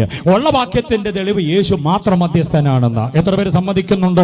അങ്ങനെ വിശ്വസിക്കുന്നവനിൽ ആ ദൈവം പ്രസാദിക്കുന്നത്. യേശുവും മധ്യസ്ഥനാണ്, മറ്റുള്ളവരും മധ്യസ്ഥര. യേശു ഉറങ്ങുന്ന നേരത്ത് അവർ ഉണർന്നിരുന്ന് നമുക്ക് വേണ്ടി മധ്യസ്ഥത ചെയ്യട്ടെ എന്നൊക്കെയുള്ള വിചാരങ്ങൾ ആസ്ഥാനത്ത് യേശു മാത്രം ഏക മധ്യസ്ഥൻ. ഹല്ലേലൂയ. കേട്ടോണം, സമയമില്ലെങ്കിൽ കൂടെ പറയാം. മരിച്ചുപോയവർക്കും ജീവിച്ചിരിക്കുന്നവർക്കും വേണ്ടിയാണ് മധ്യസ്ഥ ചെയ്യേണ്ടത്. അറിയാമല്ലോ, മരിച്ചുപോയവർക്കും ജീവിച്ചിരിക്കുന്നവർക്കും. അങ്ങനെ മധ്യസ്ഥ ചെയ്യേണ്ട മധ്യസ്ഥന്റെ ഏറ്റവും കുറഞ്ഞ യോഗ്യത താൻ മരിച്ചവനുമാകണം, ജീവിച്ചവനുമാകണം. അങ്ങനെ മധ്യസ്ഥൻ വേറെ ആരെങ്കിലും ഉണ്ടെങ്കിൽ പറ, ആരുമില്ല. Price the Lord. ഇനിയും കേട്ടോണം, രണ്ടാമത്തെ ചിന്ത, മനുഷ്യർക്ക് വേണ്ടി ദൈവത്തോടാണ് മധ്യസ്ഥ ചെയ്യേണ്ടത്. അതുകൊണ്ട് മനുഷ്യന്റെ ദുഃഖങ്ങൾ, വേദനകൾ, ഇല്ലായ്മകൾ, വല്ലായ്മകൾ, നൊമ്പരങ്ങൾ, നെഞ്ചകത്തിലെ വിങ്ങലുകൾ നന്നായി അറിഞ്ഞിട്ടുള്ള മനുഷ്യനുമാകണം. അപ്പൊ തന്നെ അത് പൊറുക്കുവാനും ക്ഷമിക്കുവാനും സഹിക്കുവാനും നീതീകരിക്കുവാനും രക്ഷിക്കുവാനും കരുത്തുള്ള ദൈവവുമായിരിക്കണം മധ്യസ്ഥൻ. മനസ്സിലാകുന്നുണ്ടോ? മനുഷ്യന് വേണ്ടി ദൈവത്തോട് മധ്യസ്ഥ ചെയ്യേണ്ടവന്റെ കുറഞ്ഞ യോഗ്യത ഇതാ, താൻ മനുഷ്യനുമായിരിക്കണം, ദൈവമായിരിക്കണം. യേശു 50% മനുഷ്യനും 50% ദൈവവുമല്ല. 100% പക്ക മനുഷ്യനും 100% പക്ക ദൈവവുമാണ്. അതുകൊണ്ട് എൻ്റെ യേശു മാത്രമാണ് ഏക മധ്യസ്ഥൻ. ബോധ്യമായവർ കർത്താവിനെ സ്തുതിച്ചാട്ടെ. വേദപുസ്തകത്തിന്റെ ഉപദേശ സത്യങ്ങളാണ് ഞാൻ പറയുക. അതല്ലെങ്കിൽ പിന്നെ തെളിവ് തരണം, യേശുവും മധ്യസ്ഥനാം ഒത്തിരി പേരും അല്ലാതെ ഉണ്ടെന്നുള്ള കാര്യം. അതിന് തെളിവില്ലെന്ന് പഠിച്ചോണം. അപ്പം രണ്ടാമത്തെ 3 കാര്യത്തിൽ ഏക അവതാരം, ഏക മധ്യസ്ഥൻ. മൂന്നാമത്തേത് ഏക ആരാധ്യനാണ് കർത്താവ്. എത്ര പേര് സമ്മതിക്കുന്നുണ്ട്? എനിക്ക് മുമ്പ് കർത്താവിന്റെ ദാസൻ അത് പറഞ്ഞു, ആരാധിപ്പാൻ യോഗ്യൻ. ഹല്ലേലൂയ. ആരാധനയ്ക്ക് യോഗ്യൻ എൻ്റെ യേശു മാത്രമാണ്. മത്തായി സുവിശേഷം 4:10 പറയുന്നു, നിന്റെ ദൈവമായ കർത്താവിനെ മാത്രമേ. ആ മാത്രം എന്ന പദത്തിനടിയിൽ വര കൊടുക്കണം. നിന്റെ ദൈവമായ കർത്താവിനെയും എന്നല്ല, നിന്റെ ദൈവമായ കർത്താവിനെ മാത്രമേ. ആരാധന എവിടെയാണ്, ആരാധന എങ്ങനെയാണ്, ആരാധന ആർക്കു വേണ്ടിയാ എന്നറിയാൻ വയ്യാതെ ഏതാണ്ടൊക്കെ കാട്ടിക്കൂട്ടി ക്രിസ്ത്യാനിയായിട്ട് നടക്കരുത്. ആരാധിപ്പാൻ യോഗ്യൻ എൻ്റെ യേശു മാത്രമാണ്. എന്നെ അങ്ങും ഇങ്ങും ശ്രദ്ധിക്കുന്ന ഇരുട്ടിന്റെ മറവിലും വെളിച്ചത്തിലോ വീട്ടിനകത്തോ പുറത്തോ എവിടെയായാലും എന്നെ ശ്രദ്ധിക്കുന്നവരോട് ഇന്ന് രാത്രി ദൈവവചനത്തിന്റെ ആധികാരികയിൽ ഒരു കാര്യം തുറന്നു പറയാം. പെണ്ണിനെ ആരാധിക്കരുത്, ആണിനെ ആരാധിക്കരുത്, മണ്ണിനെ ആരാധിക്കരുത്, ഭൂമിയെ ആരാധിക്കരുത്, സൂര്യനെ ആരാധിക്കരുത്, ചന്ദ്രനെ ആരാധിക്കരുത്, നക്ഷത്രരാശികളെ ഒന്നും ആരാധിക്കരുത്, ഗ്രഹങ്ങളെയോ ഉപഗ്രഹങ്ങളെയോ ആരാധിക്കരുത്, കാട്ടുമൃഗങ്ങളെയോ നാട്ടുമൃഗങ്ങളെയോ ആരാധിക്കരുത്, ഈ ഒഴുകുന്ന പുഴയെ ആരാധിക്കരുത്, അലറിയെടുക്കുന്ന തിരമാലകളുള്ള സമുദ്രത്തെ ആരാധിക്കരുത്, പറവകളെയും പ്രാണികളെയും ആരാധിക്കരുത്. പിന്നെന്തിനെ ആരാധിക്കണം? ഇവയെല്ലാം ഒറ്റ വാക്കിനാൽ ഉളവാക്കിയ ഒരുവനുണ്ട്. അവന്റെ പേരാ സൃഷ്ടിതാവ്. ആ സൃഷ്ടിതാവാണ് ആരാധനയ്ക്ക് യോഗ്യനായവൻ. വിശ്വസിക്കുന്നവരെന്ന് ആരാധിച്ചോ കർത്താവിനെ. ആ കരമടിച്ചൊന്ന് സ്തുതിച്ചോ. ആരാധനയ്ക്ക് യോഗ്യൻ യേശു മാത്രം. ഹല്ലേലൂയ. Praise the lord. ഇതറിയാൻ വയ്യാതെ അവിടെ ഇവിടെ ആരാണ്ടൊക്കെ ആരാധിച്ചിട്ട് സമയം കിട്ടുന്നുണ്ടെങ്കിൽ യേശു മാറാത്തവൻ എന്ന പാട്ടുപാടാൻ കൂടുന്നത് ഇരട്ടത്താപ്പാണ്. ആരാധ്യൻ ആരാന്ന് തിരിച്ചറിഞ്ഞിട്ട് തന്നെ ആരാധിക്കണം. അവിടെ ഇവിടെ നേർച്ച കാഴ്ചകൾ, തർപ്പണങ്ങളൊക്കെ ഇട്ടിട്ട് യേശുവിന്റെ കൂടെയും കൂടുക. മനസ്സിലാകുന്നുണ്ടോ? അത് ആത്മീക വ്യഭിചാരമാണ്. ആരാധനയുടെ ഏറ്റവും വലിയ കാഴ്ചപ്പാട് ആരാധ്യനാരാണെന്നുള്ളതാ. അത് കർത്താവ് തന്നെയാണ്. അതാണ്. അപ്പം 3 കാര്യം കിട്ടിയില്ലേ? ഒന്നാമത് പറഞ്ഞത് എന്താണ്? യേശുവിനെ കുറിച്ച് ആദ്യം ഞാൻ പറഞ്ഞത് ഏകദൈവം, രണ്ടാമത് പറഞ്ഞത് ഏക കർത്താവ്, മൂന്നാമത് പറഞ്ഞത് ഏക രക്ഷകൻ, നാലാമത് പറഞ്ഞത് ഏക അവതാരം, അഞ്ചാമത് പറഞ്ഞത് ഏക മധ്യസ്ഥനാണ്, ആറാമത് പറഞ്ഞത് ഏക ആരാധ്യനാണ്. ഇനി വേണോ 3 കാര്യം കൂടെ തരാം. അടുത്ത കേട്ടു, ഏകനാഥനാണ് കർത്താവ്. ഏകനാഥൻ. യൂദായുടെ ലേഖനം പറയുന്നുണ്ട് ഏകനാഥൻ. ഏക ചേർത്താ പറയുക. അടുത്തത് ഏക യോഗ്യനാണ് എൻ്റെ കർത്താവ്. മനസ്സിലായോ? അടുത്തത് ഏക ജയാളിയാണ് എൻ്റെ കർത്താവ്. സമസ്ത മണ്ഡലങ്ങളിലും ജയം പ്രാപിച്ചത് എൻ്റെ യേശു മാത്രമേ ഉള്ളൂ. തോറ്റു തുന്നം പാടിയ നിരവധി ആളുകളെ എടുത്തങ്ങോട്ട് കാണിക്കാം. പെട്ടകത്തിന് മുമ്പിൽ നൃത്തം ചെയ്ത ദാവീദിനെ നമുക്ക് ഭയങ്കര ഇഷ്ടമാണ്. സങ്കീർത്തനം കൊണ്ട് വിപ്ലവമുണ്ടാക്കിയ ദാവീദ്, പെട്ടകത്തിന് മുമ്പിൽ രാജാവായി ജനമാണെന്ന് സ്വയബോധം മറന്ന് പഞ്ചിനൂലങ്കി ധരിച്ച് നൃത്തം ചെയ്യുന്ന ദാവീദിനെ നമുക്ക് ഇഷ്ടമാണ്. ഇത്രമാത്രം ലാളിത്യമുള്ള, ഇത്രമാത്രം എളിമയുള്ള, താഴ്മയുള്ള, വിനയമുള്ള, വിധേയത്വമുള്ള ദാവീദ് എന്നൊക്കെ പറഞ്ഞ് നമുക്കങ്ങ് സന്തോഷിക്കാൻ വരട്ടെ. അല്പമണിക്കൂറുകൾ കഴിഞ്ഞപ്പോഴാണ് മട്ടുപ്പാവിലേക്ക് കയറിപ്പോയപ്പോഴാ കണ്ട കാഴ്ചയിൽ, അരുതരുതാത്ത ഒരു കാഴ്ചയിൽ കണ്ണുടക്കി പോയിട്ട് ഊരിയാവിൻ്റെ ഭാര്യയുടെ ശരീരശാസ്ത്രത്തിന്റെ മുമ്പിൽ തരികടതിത്തയിന്ന് തറയെ പോയി. ഏറ്റവും ഒടുവിൽ കാലങ്ങൾ പലത് കഴിഞ്ഞപ്പം, മാസങ്ങൾ, കാലമെന്ന് പറയാൻ പറ്റില്ല, മാസങ്ങൾ പലത് കഴിഞ്ഞ് നാഥാന്റെ നീണ്ട വിരൽ തന്റെ നേരെ വന്നപ്പോഴാണ് 51-ാം സങ്കീർത്തനം കുംഭസാരമായി പാടിയത്. തോറ്റുപോയൊരു സ്ത്രീ സൗന്ദര്യത്തിന്റെ മുൻപിൽ. അറിയാമോ, അങ്ങനെ പലരും ചിലരുമുണ്ട്. കസേരയ്ക്ക് വേണ്ടി തോറ്റവരുണ്ട്, യുദ്ധത്തിൽ തോറ്റുപോയവരുണ്ട്, ജഡത്തിന് മുമ്പിൽ മുട്ടുകുത്തിയവരും പിശാചിന് മുമ്പിൽ മുട്ടുകുത്തിയവരുമുണ്ട്. പക്ഷേ എല്ലാ മേഖലയിലും ജയം പ്രാപിച്ച ഒരൊറ്റ ജയാളി അവന്റെ യേശു മാത്രമാണ്. ഏകനാഥൻ, ഏക യോഗ്യൻ, ഏക ജയാളി. 9 കാര്യം കിട്ടിയോ? 2 ദിവസം കഴിഞ്ഞ് 9 കാര്യം ചോദിച്ചാൽ ഒരുപോലെ പറയുമോ? ഈ 9 എണ്ണം 9ആയിട്ട് കൊണ്ടുപോകണ്ട, 10 എണ്ണം ആയിക്കോട്ടെ. 10 റൗണ്ട് ഫിഗർ അല്ലേ? അവസാനം 10ാമത്തെ കേട്ടോണം, ഏക ന്യായാധിപനാണ് എൻ്റെ യേശു. ഏക ന്യായാധിപൻ, എല്ലാവരെയും ന്യായം വിധിക്കാൻ കരുത്തുള്ള ഒരുവനെ ഉള്ള എൻ്റെ യേശുവ. ഈ രാത്രി യേശുവിനെ കുറിച്ച് കേട്ടതിൽ സന്തോഷമുണ്ടോ പ്രിയരെ? എൻ്റെ കർത്താവ് ആരാന്ന് മനസ്സിലായോ? യേശുവിനെ ഇങ്ങനെ വിശ്വസിക്കുമ്പോഴാ ദൈവം നമ്മിൽ പ്രസാദിക്കുന്നത്. വേറെ പലരെയും ചിലരെയും വിശ്വസിക്കുകയും അവർക്ക് കൊടുക്കാനുള്ളത് കൊടുക്കുകയും യേശുവിന് കൊടുക്കാനുള്ളത് കൊടുക്കുകയും കൂടെ ചെയ്യുന്നതിൽ ദൈവം പ്രസാദിക്കുന്നു എന്നുള്ളതല്ല. യേശുവിനെ മാത്രം, യേശുവിൽ മാത്രം. എന്നിട്ട് ഈ യേശുവുമായിട്ടുള്ള നമ്മുടെ ബന്ധം എങ്ങനെ ആയിരിക്കണം? ദൈവം പ്രസാദിക്കാൻ യേശുവുമായിട്ടുള്ള നമ്മുടെ ബന്ധം എങ്ങനെ ആയിരിക്കണം എന്നറിയാമോ? യേശുവിൻ്റെ കൂടെയല്ല, യേശുവിൽ ആകണം. എവിടെ ആകണം? കുഞ്ഞുങ്ങളൊക്കെ ശ്രദ്ധിച്ചോണം. യേശുവിനോട് കൂടെയല്ല, not with Christ but in Christ. ക്രിസ്തുവിന്റെ കൂടെയല്ല നമ്മൾ ആകേണ്ടത്, പിന്നെ എവിടെയാ? ക്രിസ്തുവിൽ.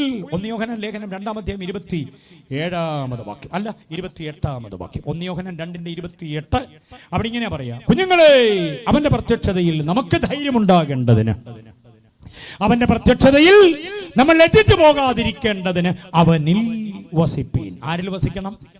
യേശുവിൽ. അതുകൊണ്ടാണ് എഫെസ്യ ലേഖനം, റോമാ ലേഖനം, കൊലോസ്യ ലേഖനം അടക്കമുള്ള ലേഖനങ്ങളിൽ ക്രിസ്തുവിൽ, പ്രിയനായവനിൽ, കർത്താവിൽ, ക്രിസ്തുവേശുവിൽ എന്നൊക്കെ പറഞ്ഞിരിക്കുന്നത്. ദൈവം നമ്മെ തെരഞ്ഞെടുത്ത് ക്രിസ്തുവില, ദൈവം നമ്മെ മുൻ നിയമിച്ചത് ക്രിസ്തുവില, ദൈവം നമ്മെ മുൻ നിയമിച്ചത് ദത്തെടുത്തത് ക്രിസ്തുവില.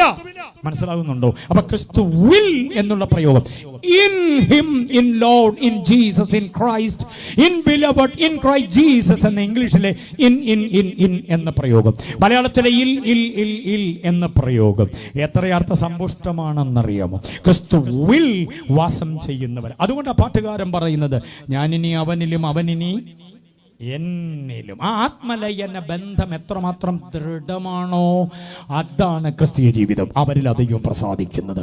ഇന്ന് രാത്രി ഒരു പുനർവിചാരണയ്ക്ക് സമയം തരിക. കർത്താവിൽ ആണോ? കർത്താവിനോട് കൂടെയാണ്. കർത്താവിനോട് കൂടെയായിരുന്നു ശിഷ്യന്മാർ. യൂദ ഒഴികെ ബാക്കിയുള്ളവരെല്ലാം കർത്താവിനോട് കൂടെയായിരുന്നു. ഗത്സമന തോട്ടത്തിൽ അല്പം അകലം വിട്ടിരുന്നെന്ന് മാത്രമേ ഉള്ളൂ. പക്ഷെ പന്തവും കുന്തവും വാളും വടിയുമായി ചേവകരവനെ പിടിച്ചു കെട്ടിക്കൊണ്ട് പോകാൻ വന്നപ്പോൾ കൂടെ ഇരുന്നവരെല്ലാം ഏതുവഴിയൊക്കെ ഇറങ്ങിപ്പോയെന്നൊരു പിടിയില്ല. അറിയാമോ? പക്ഷെ ക്രിസ്തുവിൽ വാസം ചെയ്യുന്ന ഒരുവൻ പറയുന്നു, മരണമോ ആപത്തോ വാളോ നഗ്നതയോ സങ്കടമോ എന്ത് വന്നാലും, ഉയരത്തിനുള്ളതോ ആഴത്തിനുള്ളതോ, വന്നതോ വരാനുള്ളതോ, ഉയരത്തിനുള്ളതോ ആഴത്തിനുള്ളതോ എന്ത് വന്നാലും ക്രിസ്തുവിൽ നിന്ന് എന്നെ വേർപെടുത്താൻ കഴിയില്ല. ആ ഒരു സമർപ്പണം, ആ ഒരു തീഷ്ണത, ആ ഒരു തീവ്രത, ആ ഒരു ക്രാന്ത ദർശനത്തിന്റെ സമർപ്പണം എത്ര പേർക്കുണ്ട്? അവരിലാണ് ദൈവം പ്രസാദിക്കുന്നത്. കിലകിലുക്കുന്ന കുന്തങ്ങൾ, വെട്ടിത്തിളങ്ങുന്ന വൈത്തളിയുള്ള വാളുകൾ, പാതയോരങ്ങളിലെ പതിയിരിപ്പുകൾ, മനസ്സവാച കർമ്മണ അറിയാതെയുള്ള ദോഷങ്ങൾ നിന്നെ കുറിച്ച് ആരോപിക്കുകയും ഒക്കെ ചെയ്യുമ്പോഴും പതറാതെ, ക്രിസ്തുവിൽ നിന്ന് വേർപെട്ടു പോകാതെ, നൈമിഷിക സുഖങ്ങൾക്ക് വേണ്ടി ക്രിസ്തുവിന്റെ ഔന്നത്യം കളഞ്ഞു കുളിക്കാതെ, ഒരുമാതിരിപ്പെട്ട ലാഭക്കൊതിയോടുകൂടെ ക്രിസ്തുവിന്റെ ആ അനുഗ്രഹീതമായിരിക്കുന്ന ഉപദേശത്തെ പണയപ്പെടുത്താതെ നാം നിൽക്കുമെങ്കിൽ കർത്താവ് നമ്മിൽ പ്രസാദിക്കും. ബോധ്യമായവർക്കാണ് ഞാൻ ദൈവത്തെ സ്തുതിക്കുകയാണ്. അല്പചില നിമിഷങ്ങൾ കൊണ്ട് ഒരു വിചാരം കൂടെ ഞാൻ ഒന്ന് തന്നിട്ട് എൻ്റെ വാക്കുകൾ അവസാനിപ്പിക്കാം. കൊയർ നമുക്ക് വേണ്ടി ഏറ്റവും ഒടുവിൽ ഒരു അനുഗ്രഹീത ഗാനം പാടും. ആ പാട്ടും കൂടെ ചേർന്ന് പാടി ആരാധിച്ച് നമുക്ക് മടങ്ങേണ്ടതുണ്ട്. 9 മണിക്ക് ആശീർവാദം എന്നുള്ളതിന് ഒരു ലംഘനവും സംഭവിക്കില്ല. ഇന്ന് രാത്രി, പ്രഥമ രാത്രി നീണ്ടുപോയാൽ അടുത്ത രാത്രികളെ അത് ബാധിക്കും. പ്രസാദിക്കും. എനിക്കറിയാം 9 മണി എന്നൊക്കെ ഉള്ളതായിരിക്കുന്ന നിങ്ങളുടെ വേലിക്കെട്ടിനകത്ത് നിൽക്കുന്ന ഒരു പ്രസംഗകനല്ല നാളെ വരാൻ പോകുന്നത്. 10 മണി കഴിഞ്ഞ് പോകാനുള്ള ഒരുക്കത്തോടെ വന്നോണം നാളെ. പക്ഷെ ഞാൻ 9 മണിക്ക് തന്നെ നിർത്തിത്തരാം. പക്ഷെ അതിന് മുമ്പൊരു വിചാരം കൂടെ തരാം. നാളെ ആൾ വരാതിരിക്കാൻ വേണ്ടി ഞാൻ ഭാരപണിതെന്ന് പറയല്ലേ, കേൾക്കാൻ വേണ്ടിയുള്ള താല്പര്യത്തോടെ വന്നോണം. ദീർഘസമയം തിരുവചനത്തിന്റെ ആലോചനകൾ നൽകാൻ കഴിയുന്ന ഒരു കർത്തൃദാസന കേട്ടോണം. ഓക്കെ, അവനിൽ വിശ്വസിക്കുന്നവരിൽ ദൈവം പ്രസാദിക്കും. അതാണ് കർത്താവ് പറയുന്നത്. ആരിലാ ദൈവം പ്രസാദിക്കുന്നത്? യേശുവിൽ വിശ്വസിച്ചാൽ എന്താ കിട്ടുക? 1 2 3 4 5 6 കാര്യങ്ങൾ ചേർത്ത് പറയാം, വായിപ്പിക്കുന്നില്ല.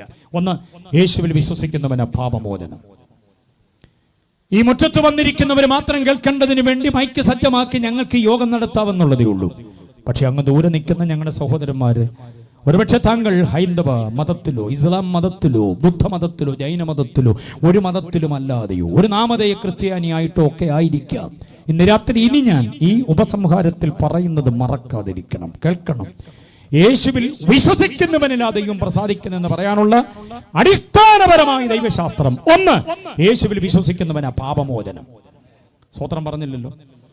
പെന്തക്കോസ്തുകാരെ മുമ്പിൽ എഴുതി പാപമോചനത്തെ കുറിച്ചൊക്കെ പറയാൻ ഭയങ്കര പാടാണ്. അതൊക്കെ കഴിഞ്ഞ വാസം ഇങ്ങോട്ട് വന്ന് വേറെ വല്ലതും ഉണ്ടെങ്കിൽ പറഞ്ഞാട്ടെ, ആ ഒരു ചിന്തയിലാണ് നമ്മൾ ഇരിപ്പ്. പക്ഷേ യേശുവിൽ വിശ്വസിക്കുന്നവൻ എന്തോ കിട്ടുമെന്ന? പാപമോചനം കിട്ടാത്തവൻ എങ്ങനെ ദൈവം പ്രസാദിക്കുന്നു? പാപിയായിരിക്കുന്നവൻ അർപ്പിക്കുന്ന അർപ്പണങ്ങളിലും തർപ്പണങ്ങളിലും യാഗയോഗങ്ങളിലും കർമ്മകാണ്ഡങ്ങളിലും ദൈവം എങ്ങനെയാണെന്ന് പ്രസാദിക്കുന്നത്? പാപമോചനം കിട്ടിയെങ്കിൽ ദൈവം പ്രസാദിക്കും. പാപമോചനം കിട്ടാനുള്ള ഒറ്റ വഴി യേശുവിലെ വിശ്വാസമാണ്. അപ്പോസ്തലപ്രവൃത്തി 10:43 വാക്യം. വായിപ്പിച്ചു വിടാൻ ആഗ്രഹിക്കുന്നില്ല, പറഞ്ഞു വിടുക. അപ്പോസ്തലപ്രവൃത്തി 10:43 പറയുന്നു, അവന്റെ നാമത്തിൽ വിശ്വസിക്കുന്ന ഏവനും എന്തോ ഉണ്ട്. അതാ ആ ഏവനും എന്നുള്ള പദമുണ്ടല്ലോ, ശ്രദ്ധേയമായി. ഏവനും, യഹൂദന് മാത്രമല്ല, യവനന് മാത്രമല്ല, സകല ജാതി മത വർണ്ണ വർഗ വ്യത്യാസങ്ങൾ ഒന്നുമില്ലാതെ അമേരിക്കക്കാരനും ആഫ്രിക്കക്കാരനും ഇന്ത്യക്കാരനും ഇന്തോനേഷ്യക്കാരനും പാപമോചനത്തിന് ഒറ്റ വഴിയേ ഉള്ളൂ, അത് യേശുവിന്റെ നാമത്തിൽ വിശ്വസിക്കുക. അങ്ങനെ വിശ്വസിക്കുന്നവന് പാപമോചനം കിട്ടും, അവനിൽ ദൈവപ്രസാദം. അടുത്തത്, യേശുവിൽ വിശ്വസിക്കുന്നവനെ രക്ഷ പ്രാപിക്കുന്നത്. റോമാലേഖനം 10:9 വാക്യം. അവനെ ഹൃദയം കൊണ്ട് വിശ്വസിച്ചാൽ നീ എന്തോ ചെയ്യുന്ന രക്ഷിക്കപ്പെടും. രക്ഷിക്കപ്പെടുന്നവനുള്ള ദൈവം പ്രസാദിക്കും, രക്ഷിക്കപ്പെടാത്തവനുള്ള ദൈവം പ്രസാദിക്കത്തില്ല. രക്ഷിക്കപ്പെടാത്തവനുള്ള ദൈവത്തിന്റെ ന്യായവിധിയുടെ കടോര ഖഡ്ഗം അവന്റെ പെടലിക്ക് വന്നു വീഴും, ഇന്നല്ലെങ്കിൽ നാളെ. അതുകൊണ്ട് യേശുവിൽ വിശ്വസിച്ച് രക്ഷിത ഗണത്തിന്റെ കൂട്ടത്തിലാകണം. അടുത്ത 3ാമത്തെ ചിന്ത കേട്ടോണം. യേശുവിൽ വിശ്വസിക്കുന്നവനാ നിത്യജീവൻ കിട്ടുന്നത്. യോഹന്നാന്റെ സുവിശേഷം അതിന്റെ 3-ാം അധ്യായം 15-16 വാക്യം. 3:15 പറയുന്നവൻ വിശ്വസിക്കുന്നവന് നിത്യജീവനുണ്ട്. അത് പ്രാപിച്ചവർ കർത്താവിനെ സ്തുതിച്ചാട്ടെ. നിത്യജീവന്റെ അവകാശിയാണ് ഞാൻ.